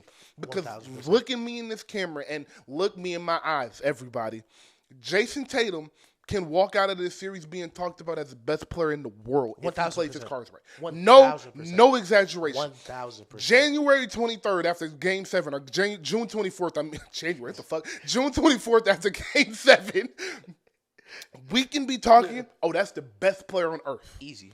If he does what he is supposed to do in this series, dog. Jason Tatum this year was at 28, 8, and 6 for the playoffs in his career. He's 24, 7, and 5. This year in the playoffs, he's 26, 10, and 6 on a 64 win team, dog. First team All-NBA. First team All-NBA, all defensive team. Every All-Star, every accolade you need as an NBA player, he has, except for MVP, and eventually he'll supposed to be in 1 year, won't win it, and then he'll win it the next year. Exactly. It's crazy. This is why you're so right. Because, you know what? We're going to coin this. I like this. If Tatum starts tweaking, like he did in that, was it Game 6? It was a Game 6 and Game 7 in Milwaukee last year. If he starts tweaking and this series goes Celtics' way, whether it's close, if it's close, he might get more credit because he was tweaking in the close series. But he don't just win this finals MVP. He's going to get the MVP next season. Because that's how that shit works now. Yeah. They're going to be like, start in the lead. The conversation first day of the season was Jason Tatum won 65 games and the championship, and we didn't give him the MVP last year. Yep. Why didn't we give him the MVP? Yep. That is going to be conversation. And they're going to win another 60 games. He'll average 28, and he's going to get the MVP. Exactly. So, this series right here, they talk about we're in the parity era. I think we might be. We'll see what happens with Boston because they're so good. Like I wouldn't be surprised. They're very fucking good. I wouldn't be surprised if they would be back. They're very good. I would not be surprised at all. But this championship basketball is so good because it really is that series. Yeah. It really is like niggas be like just a legacy game and it'd be January 30th like MLK. No. These are really legacy games. These are the games that is going to decide whether are you we call it the next Kobe. No, next Mike. Oh no, that's you. Yes. Oh, our fault. That's you, my nigga. Oh, you're the next LeBron. Yeah. So we actually have one. We have another LeBron. Exactly. Oh, Kyrie is really the best second option ever. Oh, okay. Right. It's a lot of things that can change after the series. A lot. It's like, Jalen Brown's the top 25 player.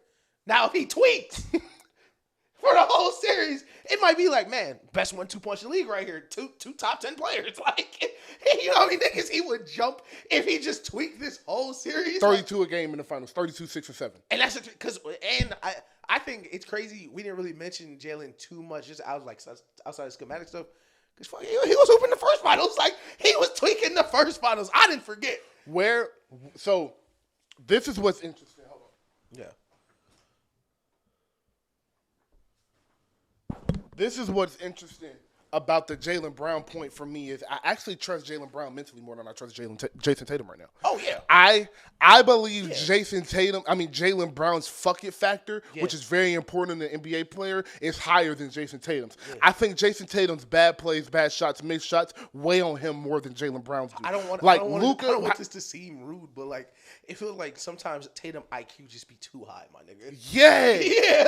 Yeah. Like just play basketball. Like, just go relax. Yeah. he gives me, and Jaylen Brown to a fault sometimes is always in that mode. He's always in tweaker mode. Exactly. Like, fuck, I love Jaylen Brown. I do. I fuck with them. So this is why I'm saying, like, I believe all of these things we're talking about are going to come into play. I think we'll have a game where Jason Tatum may have 17 points. Yeah. I think we'll have a game where Jason Tatum and Luka both may have 40. Right. I think we have a game where Kyrie goes for 38 and 6. We have a game where Jaylen Brown goes for 35. And I think we get a game 7 where all of them are over 25. And I don't know. I don't know right now. Let me say this, just because we got so much runway with how much time is left in these games before we've made our picks. And I really mean this bottom of my heart. I'm not a Mavericks fan. I'm a big Luka fan. I was one of them niggas before the draft. Like, oh, yeah, this is LeBron. This is going to be the best player. Like, I was upset when the Hawks traded. Like, I was that nigga. I don't care if these niggas win. I'm a Spurs fan. I don't give a fuck if these niggas win. But Kyrie go for 45 in one of these games, that's enough for me. That's enough. If we get one Kyrie game, I don't care who wins. But out of all those games you just said, the most entertaining game would be watching Jaylen Brown and Kyrie go band for band. You're not lying. You're not lying. That's the most entertaining factor of this. Yeah. And your thing with Kyrie is you're seeing the game. Kyrie, give me a fourth quarter. Kyrie, give me a fourth quarter in game 6 to tie the series.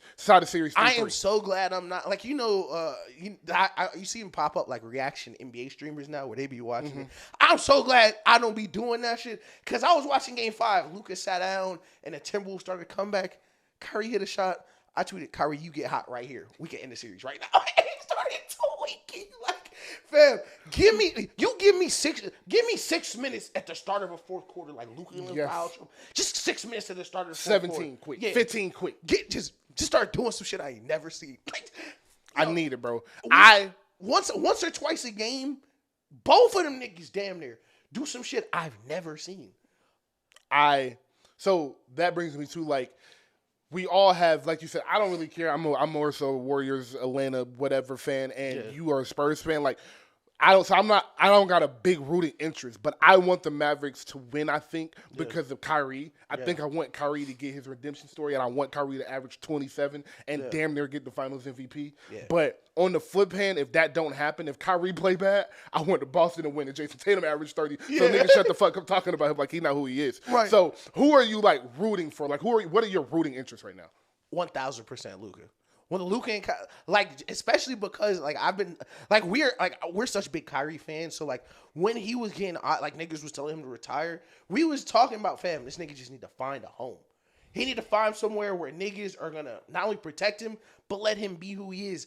And Luka and Kyrie's friendship, relationship, bromance, whatever niggas want to call it, I love seeing that shit on a basketball court because they're just so different.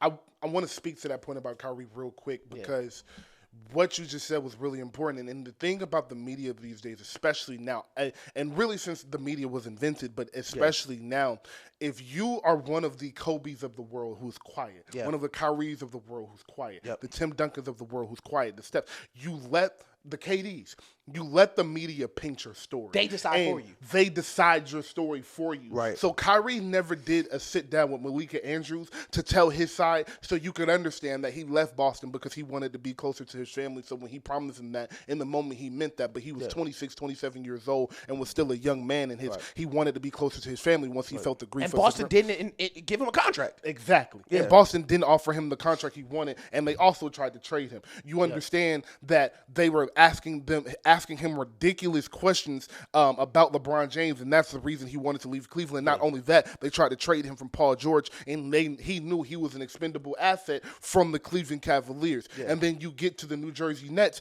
and you start talking about the book link. Well, freedom of speech, this is not I'm not going to get us demonetized. We'll stop there. Facts. And then the vaccination, you see where we are at the point of that, where they're saying, hey, my bad. Yeah, so, our fault. And aside from the Brooklyn stuff, like, of course, like the tweet, the vaccine, whatever sides you may fall on that, James Harden requested to trade off that team. Kyrie did not blow that team up. Kevin Durant was hurt, and Kyrie and Harden was supposed to carry them, and James Harden quit. James Harden literally quit. Like, it's not like the Nets flamed out in round 1. They were up 40 on the champions that year before Giannis undercut Kyrie. And then the owner has the audacity to look at Kyrie Irving in the face and tell him he's not going to give him a max contract. Yeah, like, cool. So, like, shout out to the Nets owner, by the way. You got exactly what you wanted. So, like, what are we talking about? Yeah. So if we get to be honest about Kyrie Irving, we see he was never really an issue, and the media was just painting the story that he was because they needed an NBA villain. Yeah. But you were saying that you enjoy seeing their relationship. Yeah, and I think in this environment, in this Celtics environment, we are like, we may be in for such a treat. Just, I'm not gonna say aura again, but atmosphere. Yeah, where you've seen all playoffs. There's this big brother, little brother kind of relationship where Kyrie's kind of the big brother, but little bro better. And Luka is weirdly protective over Kyrie. Y'all not going to talk. And he's going into the most toxic environment. Like, that's what I'm rooting for. I'm always rooting for the funniest possible scenario. And in my mind, the funniest possible scenario is game 6 or 7 in the game they really got to have. Them niggas start getting to Kyrie and Luka tweak. Like, Luka sees bother him and starts tweaking. Like Steph did for Draymond. Literally. Like, nah, y'all not finna do this shit this time. Like, y'all not gonna do this. I'm here this time, nigga. Like, exactly what Steph did for Draymond. Where it's like, man, I got it. Like, I got you, dog. Fuck it. I got it. Yeah. Don't even worry about it. Calm yourself. Yeah, I got you. I got you. All right. So before we wrap this up and pick the series and everything, top 10 players left in the series. This is really fun to do with the Super Bowl. Even if you just in a group chat, it's a fun conversation to have. Yeah. With the Super Bowl and with the NBA Finals, because you can usually tell who's gonna win the game best and who has the best top 10 players. Last year in the Super Bowl, like Chiefs and 49ers, it was kind of hard to do because although the 49ers did have 8 of the 10 best players, they didn't have Patrick Mahomes, so it's a little bit hard with that. But I will start with my top 10. So top 10 players left in the finals. At number 10, again, like I said, with the X Factor, I have Lively and Gafford together at 9 and 10, 10 and 9. Okay. So then we'll go to 8, and I have Al because of what I spoke about earlier.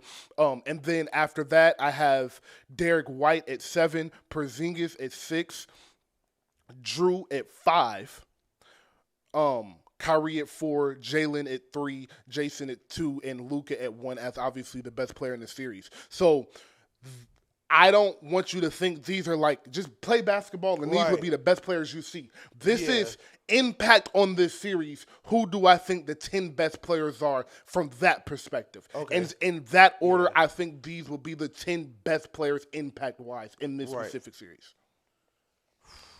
Okay. I'm going to make sure I got 2. And like I said, Derek White is I have Derek White and Porzingis, and Drew is 6. I have Drew first, Porzingis second, and Derek White after that. I have Drew first because I think Drew is a better version of Derek White. He's not as good of a shooter. True. So I think if Drew is doing what he's supposed to do, it's not as important for Derek to do what he's supposed to do. Right. Okay. And then I have Porzingis over Al for the same reason. So I kind of have them every other because I think if one steps up to the other level, the other one can afford to be 3 for 8 or something like that. So this is going to be who, like, going series, who we think would be the best players. Mm-hmm. So in line with my predictions, because of course everybody thinks that I got the maths, but I'll go 10 and then work my way down. So 10, I got Al. 9, Porzingis. 8, Gafford. 7, Lively. 6, White. 5, Drew. 4, Jaylen Brown. 3's Kyrie. 2's Tatum. And 1 Luka. Okay. So we have roughly what makes sense, kind of what I'm leaning towards. Yeah. I still don't fucking know. I'm trying to make a pick now, though. Yeah. So we've had a lot of fun this playoffs, a lot of great games. I think the playoffs are hard for people to kind of are getting used to this style of basketball because all 20-point games are not created equally. Right. So a 20-point game probably was really close. Like, which game? One of the the Mavericks games was like within 15 the whole time, but it was super close because they kept making a run to 8 or 9, and then it would get back up. Yeah. So I think game 3. It was game 3 or something like that, and. So we've had a lot of great games, a lot of young talent. We got to see Shea come up and make a name for himself and see what he can do. We haven't been back since that. I'm a Shea believer. I'm Stamped. Shane Believer. We got to get there. Zion got some playoff action this year. Yeah. We saw Jokic kind of, all right, this who we thought he was. Yeah. We saw the emergence of Jalen Brunson and Tyrese Halliburton. Yeah. So it's just been a great playoff, a lot of young talent. And I think this is a playoff series we'll look back in 10, 15 years and be like, that was our year. I knew we was going to be okay after LeBron, Steph, and KD. Yeah. This is a playoff run that I think that is. 1,000%. And that leads us to this 2024 championship. We get a new legacy, a new champion, a new young champion. This series is very important for a lot of players. So, Ish, who do you have in this finals? I got the Mavs in 6 closing it out at home. I am going to stick with what I said earlier. I'm going to go the Mavs in 7. Okay. I believe this series is very even, but in Game 7, in the last 6 minutes, I just trust Luka and Kyrie more than I trust Jason and Jalen, and it comes down to that. Alicia, I'm sorry. Yeah, oh my God. Alicia, oh my gosh, she's going to be so mad. Watch this episode. I'm sorry. But prediction-wise, just to go deeper into my prediction, I think it's 2-2 on the way back to Boston, and I think Dallas wins that game.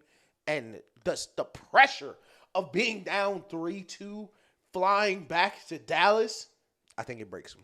I think the complete opposite, actually. Yeah. I think it comes back. However it happens, it comes back 2-2, and I think they pull out a close one, and that's the Jason Tatum game. I believe that. I believe I do believe they lose this series. I think everybody has a different opinion about Jason Tatum. Yeah. I think the opinion of Luka is like, oh, shit, he's on a different level, but Jason Tatum is absolutely who we thought he was. Yeah. I'm expecting 30 a game from both of them and about 25 to 27 from Jalen and Kyrie. And I think the stars are going to shine. I think the role players are going to shine. But your X factor is who I want to end on, pause. Drew Holiday is going to be very important from this series because what Roby said is going to happen, salute Roby, is he thinks Kyrie is going to get X'd out of this series.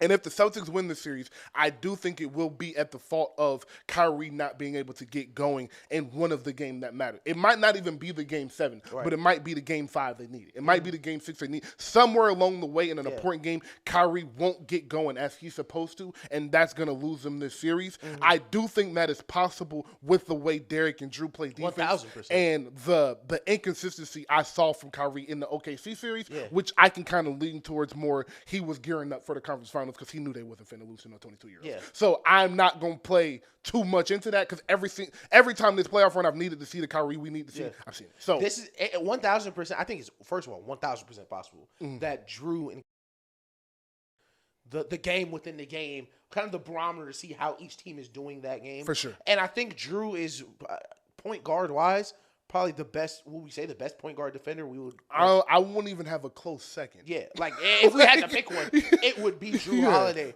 But, of course, I'm the close second might be his teammate. Yeah, and Derek White. and shout out Derek White, former Spur, by the way. But, of course, we were 2 hours. I've been talking about how big of a Kyrie fan I am. But, like, I had this kind of thought before the Timberwolves series where what Drew, Derek, and the on-ball stuff they do, it kind of just doesn't work on Kyrie. For sure. It's kind of like the best corner in the league trying to press Tyreek Tyson. Like, it's just like I wouldn't put Prime Gilmore on Tyreek Hill. Just because it what you do best. Styles make fights. So that's why I kind of worry if Drew's going to be able to keep up with him quickness-wise in space, especially with how the Mavs are going to attack. But at the same time, that's Drew Holiday. Like, Drew Holiday might just take it off him. Like, Drew is also a point of attack defender, which means what I mean by that is he beats you to your point. Right. Like, that is how I was taught to play defense in high school was, no one really got a bag like that. So when you see them getting, if he's coming to this cross, he's ending over there or he's jumping back here. So once you know his tendencies, you know how to jump to the point of attack. Exactly. Drew is better at that than anybody in the world. Wildly strong. Wildly strong, sturdy, and he knows how to Marcus Smart does it, but he fouls a lot, and he flops and he flails. Drew is going to jump to your point and stay there and stand still, be strong with it. And Drew don't fall a lot. And Drew does not fall a lot. But that also, like you said, may not work with Kyrie because Kyrie is playing defense to you're playing offense to your defense. Yeah. You're not guarding him, and he's like, all right, I'm trying to get to this move. He's guarding me this way. Yeah. So let's see if I take this dribble to the left, how he goes, and then I'll move off of that. Yeah, and exactly. That is what's scary. That's what this is. My fam, I really just I wish they could play 2 series, damn near. Like, play one now and play one next month, because exactly like what you said with Kyrie, like a lot of players in the NBA and just in basketball in general, like you're taught, get to your spots, rise up, get to your spots, have your moves, have your counters. Kyrie has gotten to a point where he's not trying to get to spots. He's just trying to get past you. He is to a point where he can shoot either hand, anywhere on the court, no matter what. So if you're beating him to the spot, fuck it, I'll just go to that spot. Like, it's so many little intricacies that it's going to be amazing to watch them. But Drew, PJ Washington, Kyrie, and Al Horford, like, these will be the barometers for every team. All right. Before we get off of this and get into the WNBA music, let me ask you your final message to the Mavs. If you had one message to them to go into the game one, what would it be? Fuck Boston. 1,000%. That should be enough, bro. Like fuck Boston, dude. Like, you know what? I actually do have a message. I really do have a message. In championship rounds, in championship games, in games like this, fam, you are not supposed to win. You do not get rings because you deserve them, or you're supposed to have them, or you've done the right things. No. You got to go take it from them. And that is the difference. They are not ready to take it from the Mavericks. Y'all are ready to go take the championship. The Celtics, they think they're supposed to win. We're the 1 seed. We got all this. We got all that. We're the Vegas favorites. They believe this is their right. This is the Celtics. We're supposed to win these championships. No. Go take it from those niggas. My message to the Boston Celtics would simply be, do not live and die by the 3. 1,000%. Live and die by your superstars. Yeah. And your superstars can't live and die by the 3. Let's do a message for both teams real quick. Fam. Do not make the right basketball play. Stop. Yo, that's probably the one thing Braun did I'll never forgive him for. I swear to fucking God, if Jason Tatum come down in a 1-point game and swing it to Derek White, I'm going to get out my seat, bro. Fam, go down on your shield. Go down on you being the best player in the world. Go down swinging, please. Take that step to the left and shoot over both those niggas if you got to, bro. Go out knowing you tried your best. 100%. Because if you swing it to Drew Holiday on that left wing and he just don't make it this time, that's your legacy. That's your fault. They're not going to be like, well, he made the right play if he missed. Ask Braun. They don't say that. They don't say, hey, Danny Green broke the record for NBA Finals. You ain't got a Nick right. You don't got to. You ain't got to Shannon Sharp. Hey, none of these niggas saving you. Hey, what Push say? Ain't none of these niggas dying for you, dog. You feel me? You go out there and pass up a game with a shot and miss. Nobody's gonna go, well, Peyton Pritchard shot 44% from the corner like they did with Kyle Korver. Nobody's gonna say that, bro. Die on your shield, dude. My message to the Mavericks would be: you don't put a lion in a zoo and expect them to kill. Let your beast loose. That's hard. That's tough. That's some Shannon shit right there. That's some Shannon shit right there.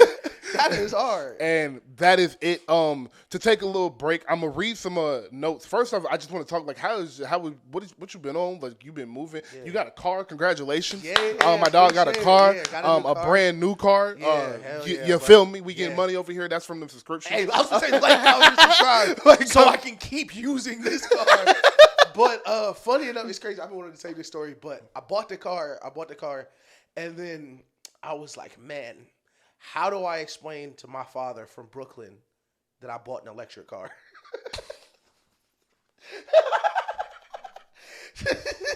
So I come upstairs. I'm telling him about the car. He said, it's electric. What do you mean? I said, I'm tired of buying gas. Gas expensive as shit. Like, it's free places. Like, I'm tired of buying gas. He said, ain't that kind of dangerous? They be blowing up. Like, fam, you just put 40 gallons of gas in your car.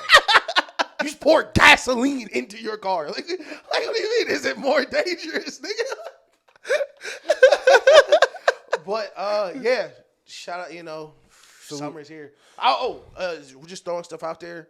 And I don't know. We might want to clip this. I might put this on Instagram.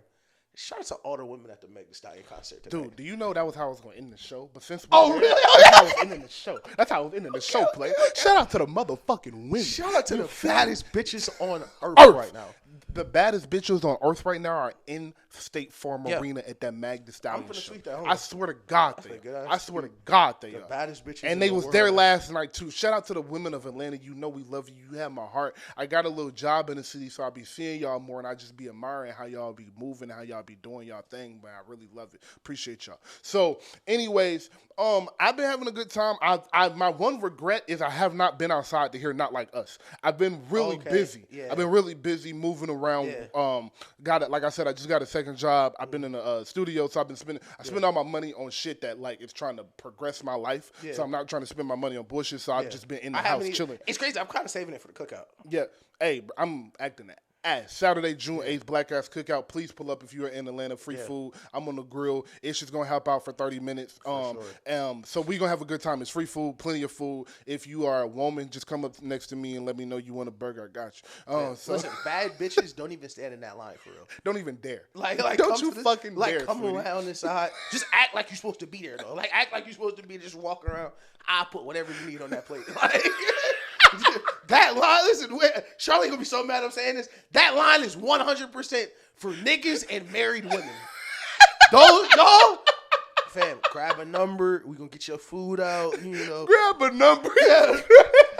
I didn't want no cheese. Is that your husband? Tell that nigga take it off. Type shit. Like, this good shit over here. Like, yo, sure, all the time. Nigga said grab a number, bro. Grab a number, bro. Like, y'all niggas gonna have to wait. I ain't gonna hold you.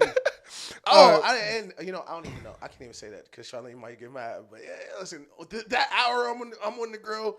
Don't walk up to me like, yo, could you throw this turkey burger on there, my nigga? Family, yo, don't bring me no mystery meat. Pause. Don't bring me none of that shit like that. Yo, can you cook my Beyond burger? Get Beyond the fuck out of my face, my nigga. Show ass in the back of the line. Eat this hot dog. And grab your fucking number. Yeah, nigga, get the fuck out of here. Yeah, no, I ain't playing that. But yeah, y'all pull up to the cookout. It's gonna be a good time for real. Hearing Not Like Us out there is gonna go crazy. It's gonna be nuts. It's gonna be nuts, dog. And anything else happened that was fun? Besides, before we get into the WNBA, I'm trying to think if I've Nelly got engaged, right? Nelly got engaged. Salute to Longtime Love. Yeah. Salute to Ashanti as always. Mm-hmm. And anything in pop culture, anything we want to touch on? That's not music related. We'll get to music at the end. I think we good though. I think we good. The AE commercial. The AE commercial. The Anthony Edwards commercial. Bro, Anthony Edwards with Cameron. Yeah. Salute, first of all, shout out Cameron, because I'm a big Black Rob nigga, so I heard the whoa beat. Some real old nigga shit. Like, man, that nigga got the fuck off too, dog. Went crazy. I love the Kevin Ware straight. Me and him got beef for a different reason. But commercial wise, fuck Cameron. Fuck Cameron. That's a hard ass commercial. Fuck New York. And I know you watched First Things First. That nigga said Kevin Wild said, is he ready to be a superstar? Fuck buddy. Fuck buddy. I said, is this going on TV? What the fuck? Yo. Okay, even so when he lose, that nigga might be Jordan for real. Hey, bro. Hey, Where is this for Trae Young? I'm telling you. This Jordan 88 year, I'm telling you. Yo. All right, so this is some things that I wrote down over the week before we get into the WNBA. I just wrote some things I've observed. Mm-hmm. The first thing I have is a beef like this won't ever happen again, so why the fuck did Drake play around like that? The first thing I have, maybe we can get into that later. My second thing I have is I'm really mad at Drake. The third thing is Drake is Taylor Swift. The fourth thing is the mid-range is back. Okay, I was like, this is just all Drake slander. Like, damn, did I write this? The next one is we need new nicknames in the NBA that actually are nicknames and not just initials of your real name. Yo, yeah, hell yeah. The next thing is that Eminem song is kind of hard. you just look at you straight? I didn't say that out loud. You look back like a nigga had a gun to your head. Listen, I'm the Eminem nigga, no cap. Still, second worst song I ever heard in my life. Worst song was that one go out and Delilah shit that dropped today. We were recording this literally right after he just did that shit. Can't believe it. But I was listening to the Eminem song. I was like, man, there's some bars on here. I hope I never hear this shit ever again in my life. Like, it was some bars on there for real. I was like, man. I didn't say I was gonna play it again. I just said I heard it. I was like, Even the Meg bar, I was like, damn, that's tough. I hope you never speak again. Please shut the fuck up. Why'd you say that? That's hard though. The next thing I had is Anthony Edwards is a little chubby. I don't know if y'all know this, but that nigga got a little chub on him. Like, puff. Like, big puff. That's the Luka bills. The thing I have after that is if Luka was black. End of statement. Fam. Dog. And then I have, lastly, would you rather be a star receiver or Jamal Crawford? 1,000% Jamal Crawford. Listen, if you ask me right now, would you rather be the 7th best nigga? What's a weird play? Would you rather be the 7th best nigga on the Wizards, but you're like solidified the 7th best nigga? Like you'll play your whole career? Or would I rather be all pro cornerback of the Giants? Give me that Wizard shit. Like, Justin Jefferson, the best receiver ever. You know how cool it looked to score? Bro, that's facts. Justin Jefferson, the best receiver ever. And he get Jordan Poole money. Like, it's like, he's the best. Like, they're like, wow, we've never seen a contract like this. Like, this shit would ruin NBA players' day. Like, this shit would ruin. Like, Dennis Schroeder turned that down. Like that shit would ruin my year type shit if I was in the NBA. PJ Washington looked at that in disgust. Yo, it's like, damn, like, y'all niggas starving type shit. Like, that shit is so funny. All right. Jaylen Brown getting $300 million. Jaylen Brown getting $300 million out of the best nigga on his team. Like, 300. Victor first max is gonna be 425. That first Victor deal, nigga. Oh, niggas is gonna be sick. All right. Can they pay him that? Like, is that legal? Yeah. The fuck? But the last thing I have is related to the topic we finna get into for the next 10, 15. Angel and Caitlin equals Magic and Larry. Yeah. To back that up, I wanted to bring up a point before we got into what we're getting into. Because I want to, with the WNBA, I believe a lot of conversation has been surrounding them. And I believe we haven't given the necessary grace to all parties involved in the situation. I believe Caitlin Clark deserves grace. I believe the WNBA players deserve grace. I believe the new analysts covering the sport deserve grace, and I believe the analysts that have been covering the sport and are continuing to do it at a high level, your Monica McNutts, your I do not want to pronounce her name, Ukunge from NBA Countdown, your Malika Andrews, your Andrea Carters. I want to give them grace and a huge sense of props for continuing to educate people on this sport that has been in a rising place since its arrival. And I wanted to just bring up to the point that and make people understand that the WNBA is still a very young league. Yeah. The WNBA was founded in 1997. This is the 28th season. Mm-hmm. The NBA was founded in 1946. Right. They were still on tape delay when Magic Johnson was in the finals 36 years later. Right. It was not until Magic Johnson and Larry Bird came around and added a celebrity, a, dare I say, race factor, and a major market rivalry, a discussion around the game, where until then it was just treated like WNBA basketball unfortunately has been treated for the past 2 decades. And now you guys have your Magic and Larry. So I think you guys should learn from what the NBA did and has not done well, and that is, one, the way they scrutinize and discuss the game of basketball. Right. Because the issue is, unless you have watched the pregame shows to these games, you haven't heard them discuss the intricacies of basketball. Right. Why is Asia Wilson so dominant? Right. Why is Breonna Stewart been so dominant at every level? Sabrina What is Ice, Caitlin Clark? How can she grow her game so she can dominate this game at the college level? It's only been gossip and drama. And I do want to say that is kind of how we treat women, and what we know women to do is gossip and drama on a superficial level. So that's how we treat their sport when it's time to start talking about it instead of actually talking about the sport. 1000%. I do not think that is fair to these women. Yeah. I don't think people have treated a lot of people in this situation fairly, but the issue is we're only responding to the people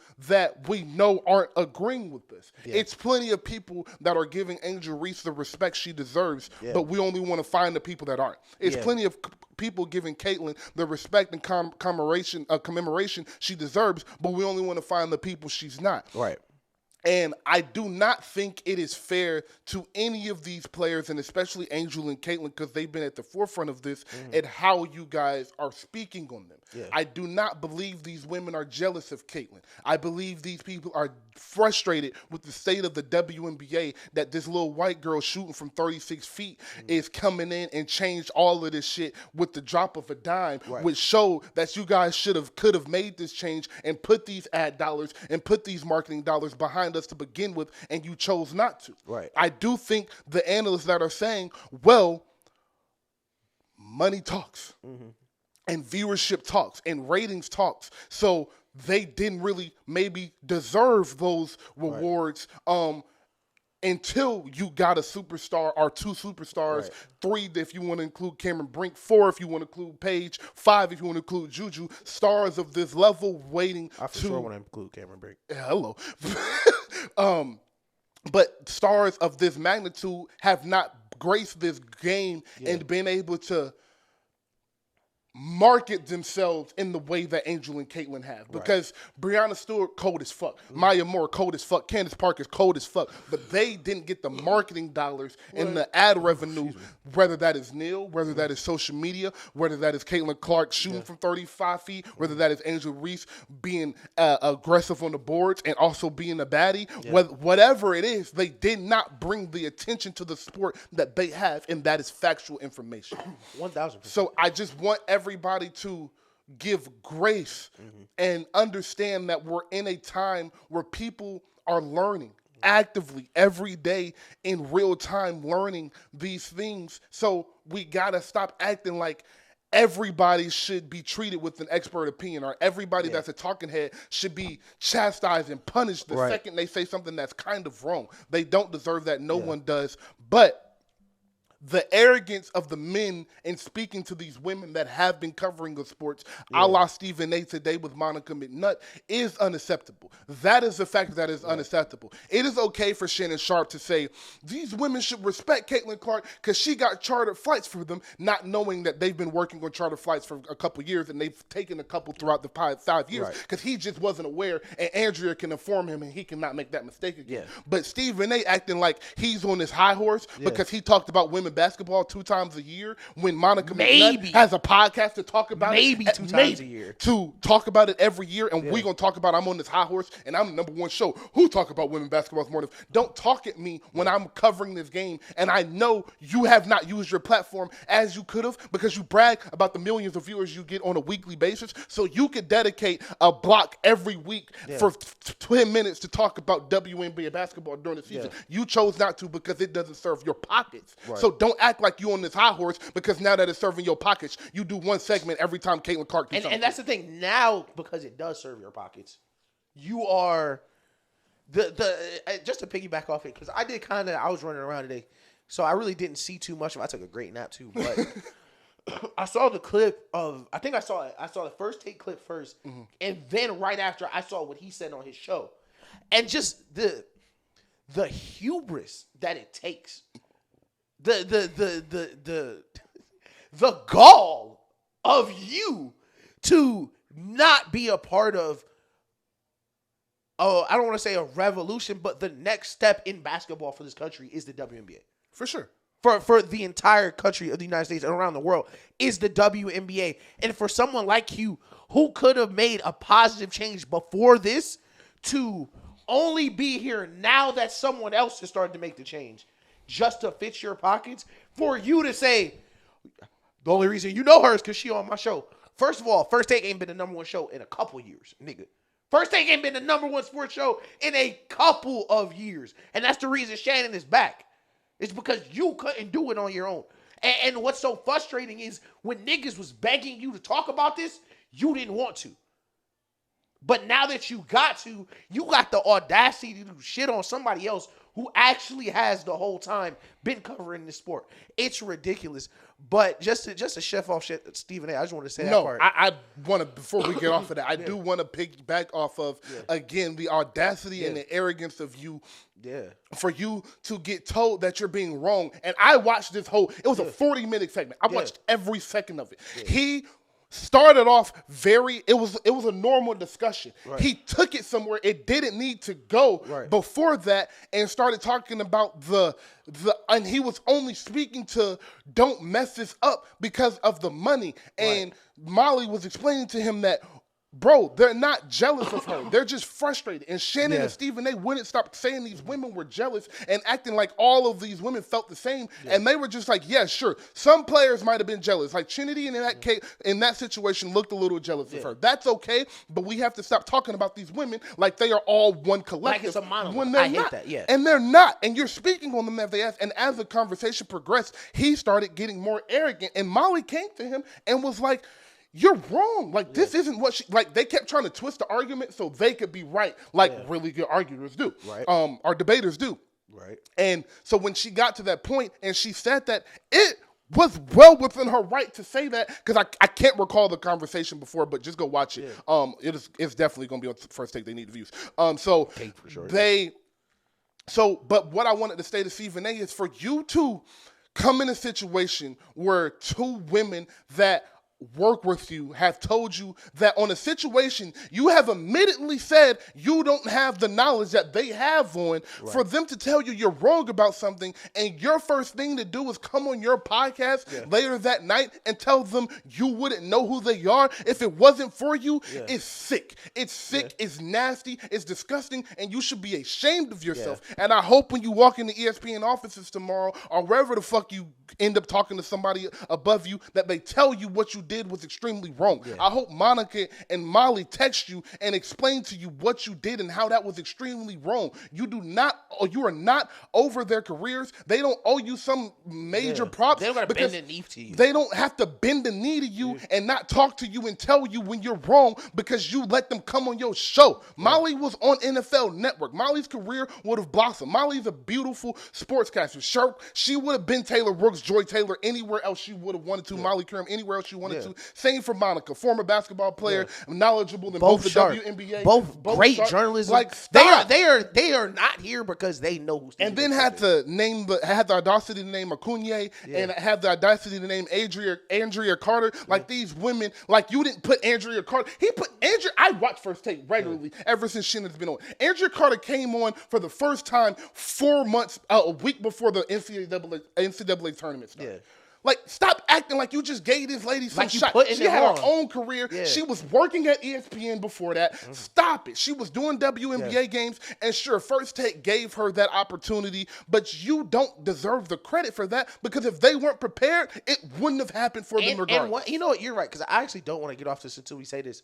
What's so frustrating is, like, you're acting like everyone is like, well, like, this is the First Take audience, and we're only in front of the First Take audience. Fam, all those people who are trying to get into a new sport, who are trying to watch the WNBA get covered the way you cover the Dallas Cowboys for 17 straight weeks. Everybody who's like, man, I'm a New York Liberty fan. They don't never talk about my team. Oh, they're talking about the WNBA now? Let me watch. And the first thing you do is say some ignorant shit like that. Not only are you hurting the game, you're hurting your reputation with people who don't care about you. That's the biggest thing, is you're acting like you're doing them a favor. It's an entire group of people who don't watch your show because you didn't respect them enough to cover it. When Asia Wilson was becoming the best player in the world, and all her fans and all those people who like watching the WNBA, like, and y'all don't cover it, or we get a C block segment because it's Game 3 of the WNBA Finals right before the Arby's commercial. Like those people quick takes. Literally, it's like quick takes. Who you think is gonna win? Oh, I think they'll win. What do you think about the WNBA? Yeah. Asia Wilson is a dog, and she deserves everything that's coming her way. Those people are tuning. Like, I can't imagine if I was watching a sport grow type, and I have been like wanting to watch, because you want to watch people talk about your team. When your team wins, you want to watch it on first day. You want to hear what they say. And for me, watching the league grow, and I cut the TV on, and you're talking about something that everyone's telling you is wrong, but your ego and your pride is too big for you to be like, damn, this is a debate show. Okay, I'm wrong. My fault. No. And then the double down. Double down on 7 hours later. Fam. And say, you owe me. You owe me. Dog, get the fuck out of here, dog. I'm glad you didn't say that shit on first take, too. But she might have... Hey, listen, boy. I'm not gonna get into no name callings. Kendrick said, "Don't throw rocks and hide your hand."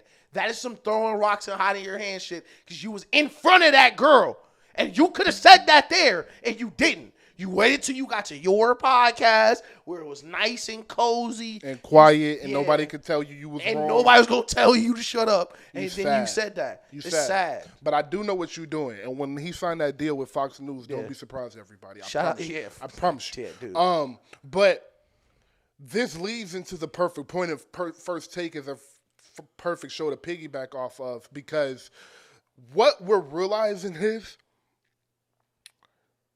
we don't even have but media, the space of media doesn't have the knowledge to talk about the WNBA. Yeah. Because for the past 15 years, y'all don't know how to talk about the NBA.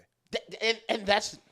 Every conversation around the NBA is a legacy debate, or is a choke. Is a choke artist, is a what shot made this, is a quick take, quick hot topic 7 minutes. You don't ever turn on First Take and watch Stephen A. and Tim Legler breaking down a pick and roll and talking about why Luka made this. You got to watch SportsCenter at 1 o'clock in the morning to see legs do that. Or you got to watch JJ and Tim on their podcast talk about it. Salute, go watch those. It's great information. Are you LeBron and JJ? You have to go find it somewhere else. So now that we're getting to the WNBA and they don't know enough players to be able to have these legacy debates with, and don't understand the sport enough to be able to have these debates that are fun, all you can say is, well, she a bad girl. Well, I know what they finna do. TV ratings. Y'all can't talk about anything with knowledge because you have none. And instead of doing the homework, you guys would rather look at people that have been covering the sport for the past decade and tell them, I own you, or I made you. Yeah.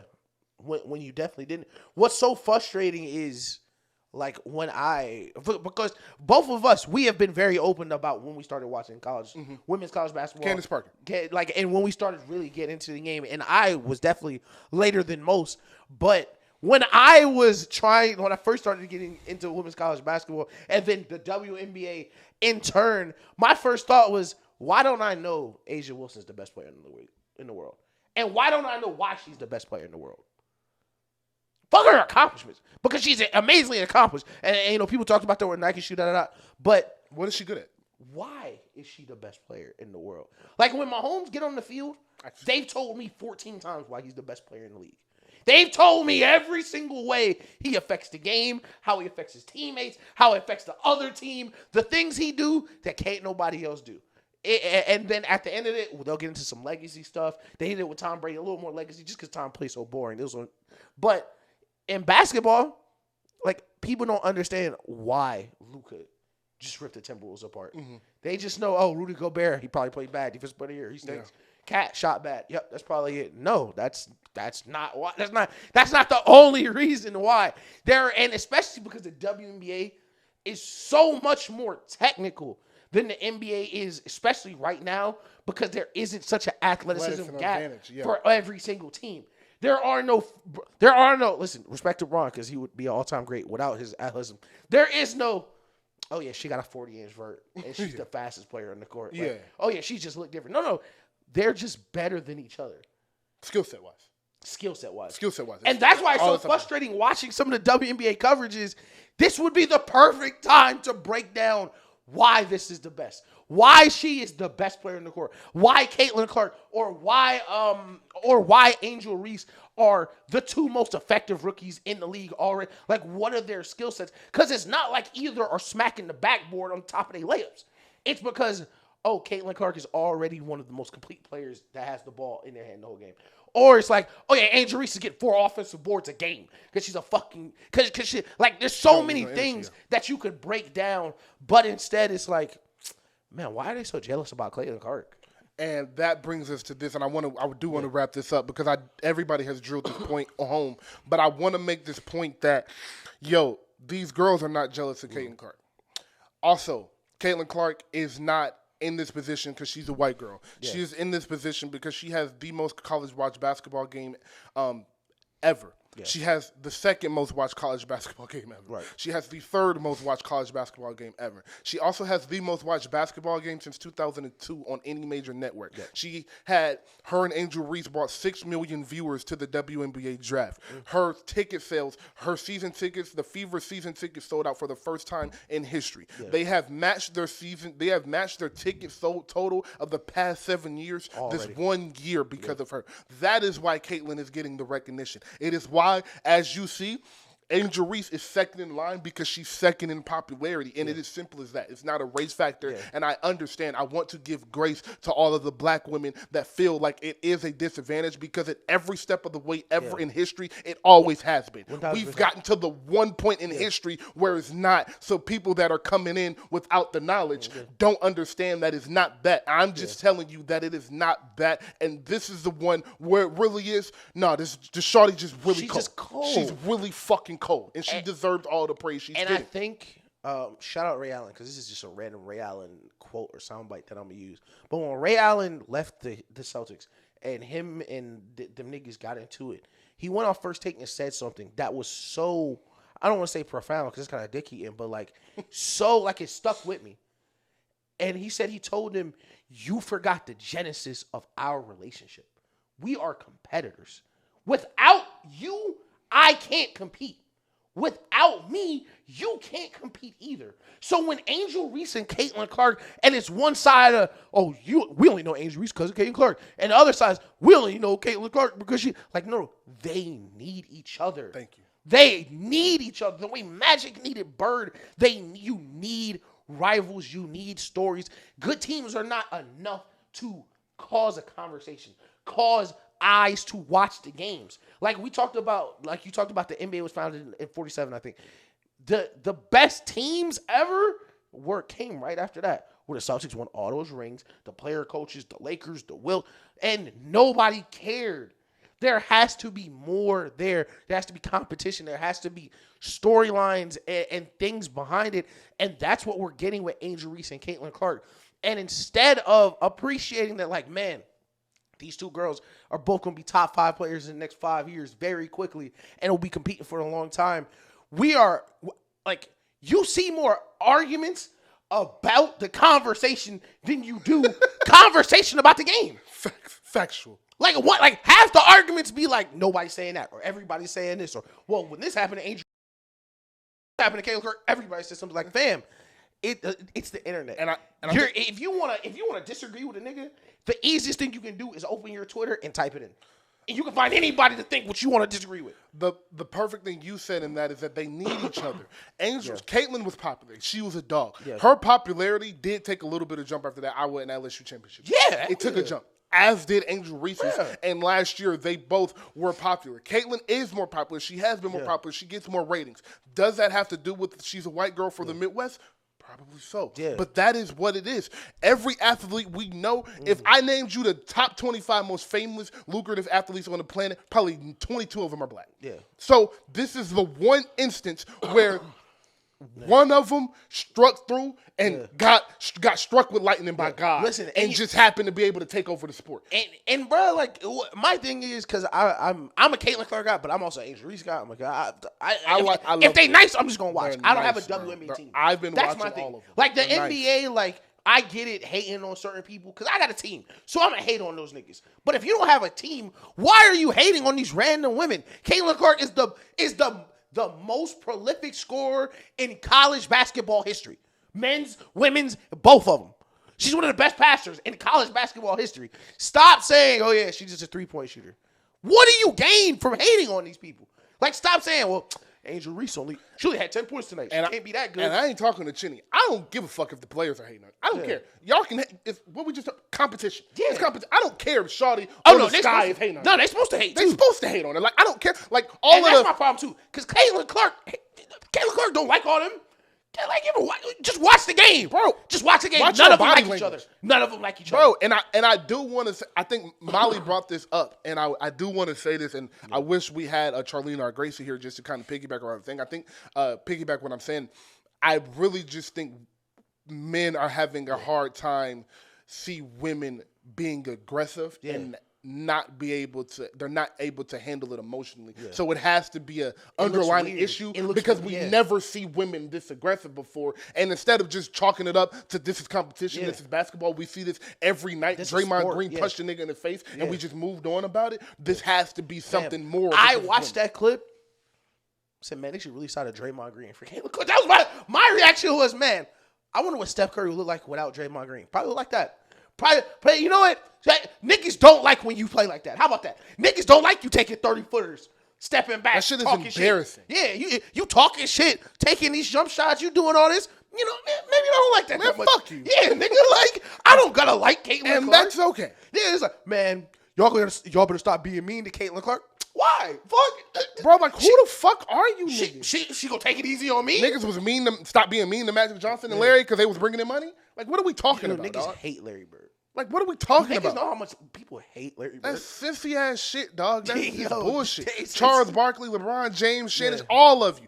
All of you talking heads need to check yourself. Y'all ain't got to apologize to nobody, nothing like that. But y'all need to check yourselves on how y'all talking about these women and act like they just got to bow down to this girl. They don't got to do that. She's cold. She deserves all the praise. I think they played 11 or 12 games. I've probably watched eight of their games. She is getting better every game. Yeah. She needs an in-between game. She needs a mid-range game and she needs a floater and she needs to get comfortable finishing with her left hand. But her passing ability is a million times above average and her three-point shooting ability, she'll go down as probably the greatest women's three-point shooter ever in history. Dead ass. So she's been cooking. She is one of her rookie season will go down as one of the 5 greatest rookie seasons in the NBA. And the schedule's about to get way lighter for her. And the schedule's going to get lighter, and she's going to get better, and she's going to get a 3-4 day rest because they played 11 games in 19 days, which is absurd. I don't know who the fuck scheduled that. But all of these, Cameron Brink has looked amazing. Andrew Reese, her motor is eye-popping. Like, even if you don't understand basketball, you understand she don't stop moving, and that's abnormal. She is, the way she plays, you would think, because of the brand she has, you would think she's just the baddie on the court, dropping buckets, and bro, she play like a fucking dog. Gritty, bro. Animal, talking shit, finishing late. I love her game. She played like a real big man, big woman. And same for Cameron Brink. Cameron Brink gonna go down as one of the best shot blockers ever, bro. But no, she like Pau Gasol some nights, bro. Fam, I was watching I forget what they play. So I will say WNBA schedule kind of wicked. It is wicked. They play in a lot of games, but they threw it to her on the high post. They ran a back door and a handoff. She turned around, threw it to the back door. I'm like, hey. It's Pau Gasol. Like, nice, that's what Pau Gasol looked like when I watched him in the Lakers. Like, she looked just like fucking Pau Gasol. Like, she's cold, bro. She's really cold. New York Liberty did 2 million ticket sales when Caitlin came through. Never in history have done nothing like that. So it's just go to the Dream Game. It's shit like that. I'm trying to find tickets. They moved it to State Farm, so I'm definitely trying to get tickets. That's gonna be hard. But yeah, bro. Salute to Caitlin Clark. Salute to all the women. Y'all have been amazing. I love watching y'all. I sometimes get away from basketball, especially when football comes around, and I forget, like, I can literally just sit and watch basketball. I can watch high school basketball. I can watch anybody play basketball, bro. And, like, them being as good as they are, I've seen a lot of talent. Like, I've just seen a lot of talent. And I will say one more thing, and I want us to say it here, because I want other people to start saying it, too. We got to start getting these girls some security, too. We got to start getting these girls some security. I've seen several videos of like fans run, like they're leaving the stadium. Like, fam, these people, and you mentioned everyone's learning. Angel Reese, Caitlin Clark, all these girls, like even Asia Wilson, who's been the best player in the league, they are learning to live with a level of attention that's unnatural. Yeah. Great point. Like, I'm blanking on the big for the Fever that plays with Caitlin Clark. Oh my God, what's her name? Boston. Aaliyah Boston talked about how she's not on social media anymore. Like, that's a real thing. Like Caitlin Clark said, I see the media more than I see my own family. Like, this is an adjustment for all of them. And as they do become superstars, we need to take the steps to protect them as they people are too. superstars. Yeah, 1,000%. I just wanted to throw that out there because, like, it's definitely a thing, bro. Like, they are, I don't want to say transitioning it. You know what? They are transitioning into the next phase of the WNBA where you're not like, I wonder who that girl is. Like, oh, she's tall. She might Yes. be Yeah. Like, oh no, that's international superstar Angel Reese. Yes, exactly. Like, though, like she's she's at the Met Gala. Like, you're a star. Like, my final message to the WNBA would simply be, market your players in the way the NBA has. Yeah. Market your sport as the NFL has. 1,000%. If you go watch the way ESPN, go watch NFL Live and go watch how much you learn about football. Oh, yeah. Watch The Pivot and watch how much you learn about football. Go watch NFL Network and watch how much you learn about the game of football. Yeah. Take that from the NFL. Look at the brand LeBron has built. Look at the brand Steph, PG, Harden. Look at the brands these guys have built. Take that from the NBA, and you, in 10, 15 years, they'll be on their $100 million contracts, as they should be. Yeah. And then lastly, to get out of here, just a real quick touch on music. I'm gonna just go through my list.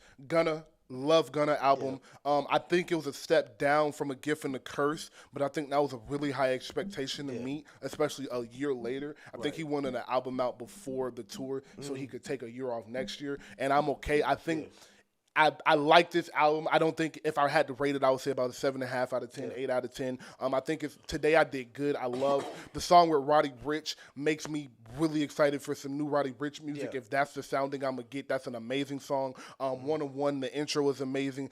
So it's a lot of good songs. The song with Normally I like, the song with Leon Bridges I like a lot. But like I said, as an overall project, Gift and a Curse was just a little bit better to me. Conway dropped the album. If you love Conway, love Griselda. It's more the same. 100%. Rapping his ass off. And then Chief Keef dropped one of the best produced albums I've heard in a long time. Yeah, and that one took a while. It took a while. Yeah, and for those of you that were talking about his numbers, Chief Keef is an independent artist. He sold 31K, I believe. Yeah, if you do the math, I want you to understand that means that album was streamed over 50 million times. Yeah. So don't talk about his fans, talk about the streaming services. Yeah. That's a really good project. If you want to go work out way harder than you were planning to, cut that album on. Yeah. And you just love hearing the growth in Keef music. You forget, like, Chief Keef, like, we were Chief Keef age. Listen to Chief Keef music. Come on. Like, that is crazy. And Billie Eilish dropped another amazing project. I like her last project a little bit better, but I probably shouldn't say that because I've only listened to this full all the way through 2 times. I've listened to Happy Ever a lot. So, really good project. More of the same. If you love Billie, you're going to love this album. As usual, she dug really deep. She's a really good artist. I think she does a good job of painting a picture of her music. So every time she drops an album, I go listen to the interview she does about the album, and you get a new appreciation for it. So I've listened to her. I've started her Zane Lowe interview and just how she's breaking down how vulnerable the album is and how she stretched her and Phineas's brain power in writing, trying to write something deeper than the surface. So it's a really, really good project. A lot of good music, and I do think it's a double album as well. So I think she's coming with something later this year. And then lastly, Vince Staples.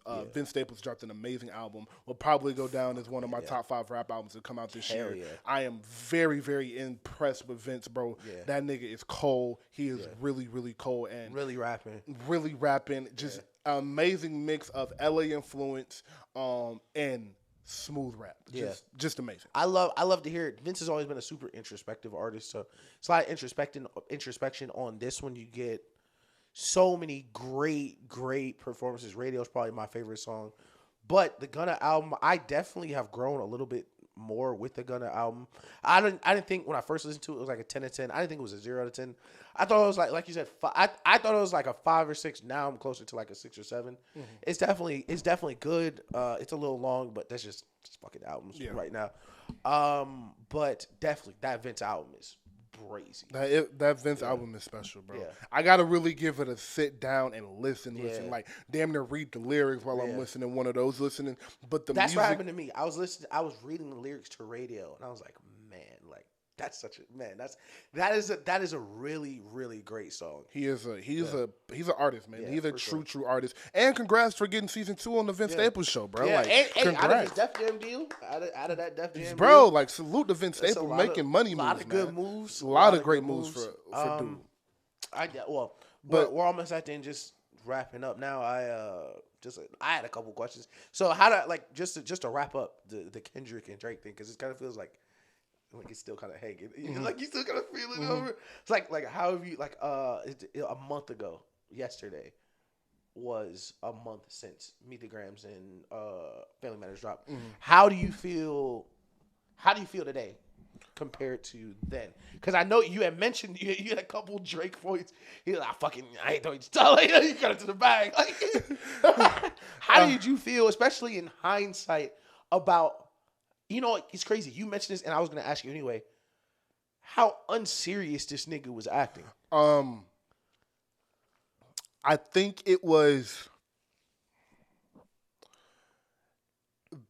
a point I continuously hit in episode 75. Just the arrogance of Drake really just pissed me off. Like, as a Drake fan, because I do believe Drake is an amazing artist. I do believe Drake deserves to be mentioned with the 5 or 6 greatest rappers of all time. 1,000%. But when you show up to something that is as important as that and give that performance, it to me shows your lack of respect for the art of rap. Yeah. That is my issue with what you did. And maybe it was more so your lack of respect towards Kendrick Lamar, but disrespecting Kendrick Lamar is disrespecting rap as well because of the quality of music and the quality of rapping he has put out over the years. So my final thought of it is, my final couple of thoughts would be, if I had to narrow it down to 3. Number 1 would be Drake needs to alone look in the mirror of who he is as an artist, and he needs to make a change in the type of music he is going to make, because the bullshit kiddie music is not going to fly anymore because people see through that bullshit and is not going to survive, as you said on Pound Cake. You heard it today. You literally heard it today.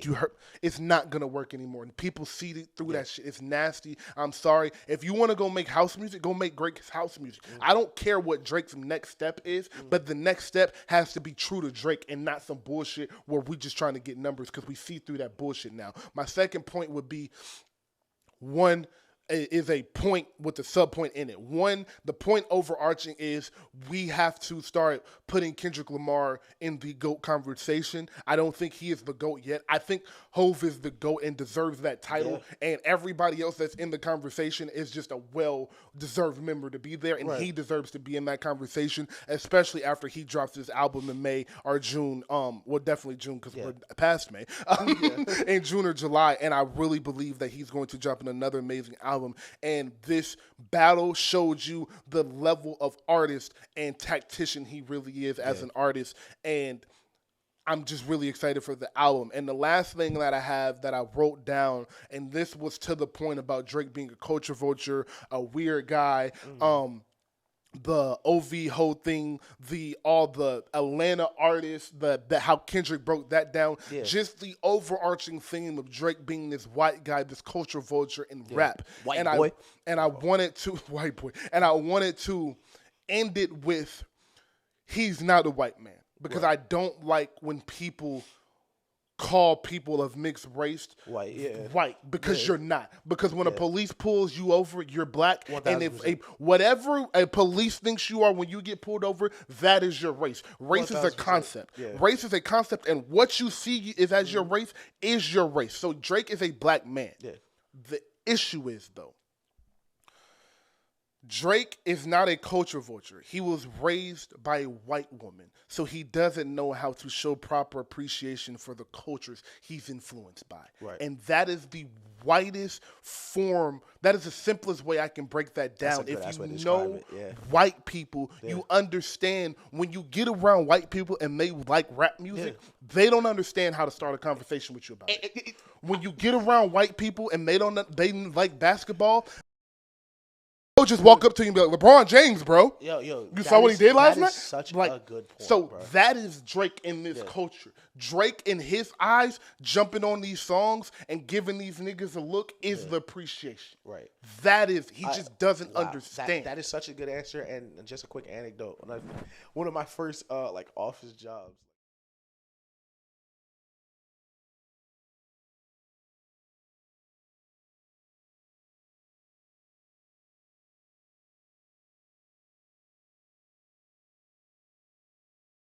the different offices came together for like a company day or some shit. Like we was gonna all go get a drink or something. Right. And I had been working there for a little bit, so everyone kind of knew me, but the other office hadn't met me, and I was the only black guy between both offices, really. So one of the white guys, like we were just waiting to leave, he came up to me and was like, "So the playoffs." This is how fucked up I am. This is how fucked up I am. And I was like, yeah, the LA Kings. Like, what the fuck? And he was like, oh no, I meant the Phoenix Suns. I was like, oh, you meant basketball. Oh, okay. But I 1000% agree with it. Like, it's like kind of it's like I don't want to say fuck, what is the right word? It's a friendly ignorance kind of. It's like, I don't mean harm by it. I just don't know how to tell you that I appreciate this shit too. It's a willful ignorance. I thought you were talking about from our perspective. No. From theirs, they're just lost in translation. Like it's a language barrier. Yes, it's a language barrier where they don't understand. It's like, man, I would love to show that I enjoy this too, but I kind of don't know how to interact. That's a great point about Drake. I really haven't thought about it, but all three of your points were fucking just on point. The one about, you know, the one about we're not gonna let you just do the number shit or hop on this and just do that. You saw it today. And for niggas like me, and I'll do these are my final thoughts from this too, because we can kind of clip this just because niggas gonna want to hear anything Kendrick Drake still. First, as the Drake hater nigga, I have never felt more vindicated in my life. Because when we were telling you niggas, cut all the dancing shit out. We need you to rap. You're the biggest rapper alive. Please rap. And it was about, we gotta keep the demographics involved. I got, sales and shit like that. And the reason that is important is because you're not guaranteed the biggest rapper alive. No more. It's not a guaranteed anymore. So that time you spent wasting where we was just getting to the bag going on tour when you should have been cementing yourself, like Daniel says, as one of the 5 best rappers alive ever. When you should have been cementing yourself as when niggas talk rap, it should go Biggie, Pac, then it should go Hove, Wayne, Ye, and then it should go Drake. Like as far as eras wise, yes. It's not like that no more. Kendrick 2 million, I think it was 2 million Spotify behind right now. 2 million. It was a 40 million jump when this beef started. Like Drake has gone down, Kendrick came up. It's not guaranteed as far as Kendrick being in the GOAT conversation. 1000% he in my GOAT conversation. And to be fair, before this shit started, I said right after Like That came out, I said, fam, if he come out this shit on the other end as a W, I can't say anything but that. He took the 2 hottest niggas in the world, sat them down and said, what it is. Get up with me. And not one of them only apologized and one of them folded. And it's not only he just won. It wasn't dominating. It wasn't a split decision, bro. No. First, J. Cole got on stage. J. Cole dissed my album. J. Cole got on stage that next weekend and was quoting my album. Apologetic. Saying I'm sorry. We've never you want to talk about some tone shifts? Like that Boogeyman shit gotta be real. I don't know. There might be some extra shit to that Boogeyman stuff. Because the tone shifts we saw from just Cole and Drake alone. It's eerie damn near. Where you go Cole, like, man, nigga, this is Cole. Like when 7-minute drill came. Oh my, listen, the Weeknd 7-minute drill came out as the Kendrick nigga. Oh my God, the Cole niggas, y'all. Oh yeah, we finally here. He finally got to rap with somebody. Yeah, to be honest, I was bored. Like, oh yeah, Cole gonna get at him. All that shit. Week later, are done. Niggas walking out of Dreamville Fest, quiet, leaving Dreamville Fest. Niggas in shock. And for Drake, bro, like you said, the way he showed up, I've sat with this a lot because of course I've been like. This must be to me. It feel like when the Patriots won the Super Bowl versus the Falcons. Like I've been waking up just smile on my face, like just in the best of moods. But like as a nigga who really loved Drake too, I'm starting to get a little disappointed in hindsight. It's way more disappointment than anger. It's disappointment, especially in hindsight. Because when I look at the Kendrick performances, fuck who won. Fuck what's true for the Day Free, the daughter. Well, I don't care what's true. The performances we got from Kendrick, if he would have lost, I'm cool with it. Like, if you lose doing that, solid. We stepped on Nuke, Euphoria, 7 minutes of crazy bars, 616 is crazy. Like that, still crazy. I can go to bed knowing, fuck it. You know, that's just Drake. Fuck it. But from the Drake side of it, I don't feel like we got multiple songs of what we needed. That's the point. I think Family Matters, if we take that last verse and that first verse, elite Kendrick dish right there. The middle part kind of dices it up because you're talking to other niggas, so niggas not trying to hear that shit. Like, niggas not trying to hear you diss The Weeknd. The Weeknd not saying nothing back. Nobody's trying to hear you diss none of these niggas that's not going to respond. That was my biggest problem with the 20v1 is you're talking to niggas who not going to, like, nobody's going to jump back out at you. And if they do, like nobody's going to care. Like, look what the Kanye shit. Like, Kanye, one of the biggest names in all of the world, jumped out. And everybody was like, we don't give a fuck. Like, please sit back. Please shut the fuck up. Yeah, please. Like, you posted it. Don't ever do that shit again. Like, Deadass. Like, I would have loved to I got you, Dot. Yeah, I got you, Dot. Yeah, like, I would have loved to see Drake just, like, this is the biggest, like, that's one thing, like, who is around this nigga, bro? Like, why is no one sitting you down? Like, maybe you shouldn't be putting Kendrick Manager on Instagram if you only got one song ready. It's simple shit like that, bro. Cause what's so frustrating to me is when Kendrick was quiet, I was cool because I know once this nigga starts, we're good. Like, once he get going, we know he not gonna stop. Once Drake started, I thought, oh yeah, we're here. He's ready. We are in shape. We are in the booth. Fam, why do you got one song ready? Why you got two songs? Why does when Push-Ups leak and Family Matters is on the end of it, those are the only two songs you have ready? And the issue is that Push-Ups wasn't good enough. Not nowhere near good enough. So seriously, I can take, and we gotta go this minute. I gotta go. Taylor has to go to bed. I'm sorry. Oh, yeah. Sorry, Taylor. But if we take Push-Ups, yeah, Euphoria, I will take Tailor Made and out. Yeah. And Believe 616. I treat them shit like interludes. Yes. And yes, those are just interludes. Yeah. If we take Euphoria and Push-Ups and then Family Matters and Meet the Grams and then Not Like Us and we extend the Meet the Grams so Meet the Grams doesn't come out to noon the next day and Family Matters gets to live. Even still, maybe Drake fans think he won the beef if it happens that way. Right. But when we look back on this beef and we listen to them songs, there's no way you're living. I know because I've been doing it. Yeah, but I've been doing it since this has happened. Bar for bar, like as a Kendrick. It's not even a discussion. It's so vindicating as a Kendrick nigga, bro. Cause like, fam, niggas have been really. That's why I was so happy when Euphoria dropped. Because I'm gonna wrap it up because we definitely we could be here for another hour. But it was kind of like that Eminem shit where niggas like, man, don't nobody want to diss Eminem. But Eminem only has a couple like really crazy disses where I'm gonna get on here and really body some shit. We hadn't seen Kendrick get outside and really try to hurt a nigga feelings. And when Euphoria dropped, I was like, yep, he can do it. I just wanted to make sure, like, oh yeah, okay, we're good. Like, the shit he's saying on Euphoria and Meet the Grams, like, bro.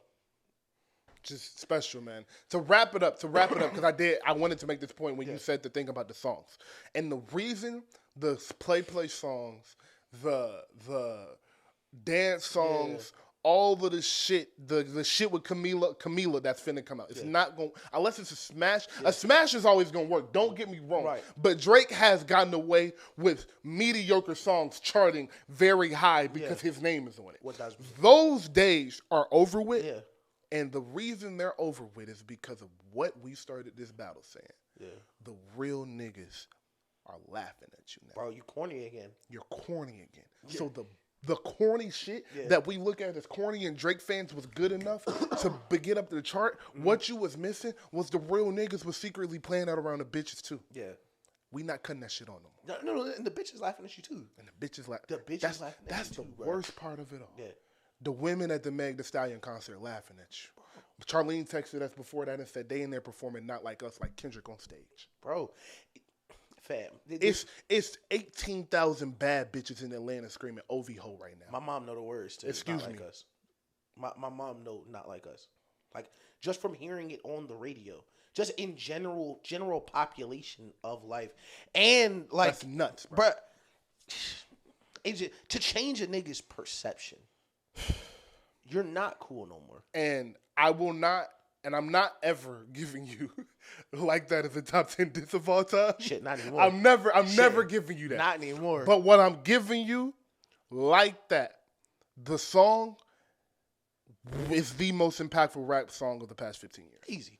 And I don't even know what the second would be. We'll have to have a discussion about that next show when we need to have G6 back on. It's been a minute. Yeah. So we'll have another wrap up discussion next week with Grace because she didn't get to talk about it. Yeah. So we'll do one more wrap up. We could really do that. Actually, I cannot do that Friday. I have to cook out shit Friday. So next Sunday, because Monday I'm gonna be out of commission for sure. Mm-hmm. But next. That's it, Sunday. Tuesday. Yeah. Next Tuesday or Wednesday, we'll have Grace on, and we'll do a full wrap-up of everything. Yeah. But thank you, bro. This has been amazing. Another 2-hour episode in the books. We're excited for the playoffs. We'll have games 1 and 2 should be done by the time we get back, so we'll have a lot to discuss. Like I said, we'll have G6 on next episode, and we'll try to have Ash on after that.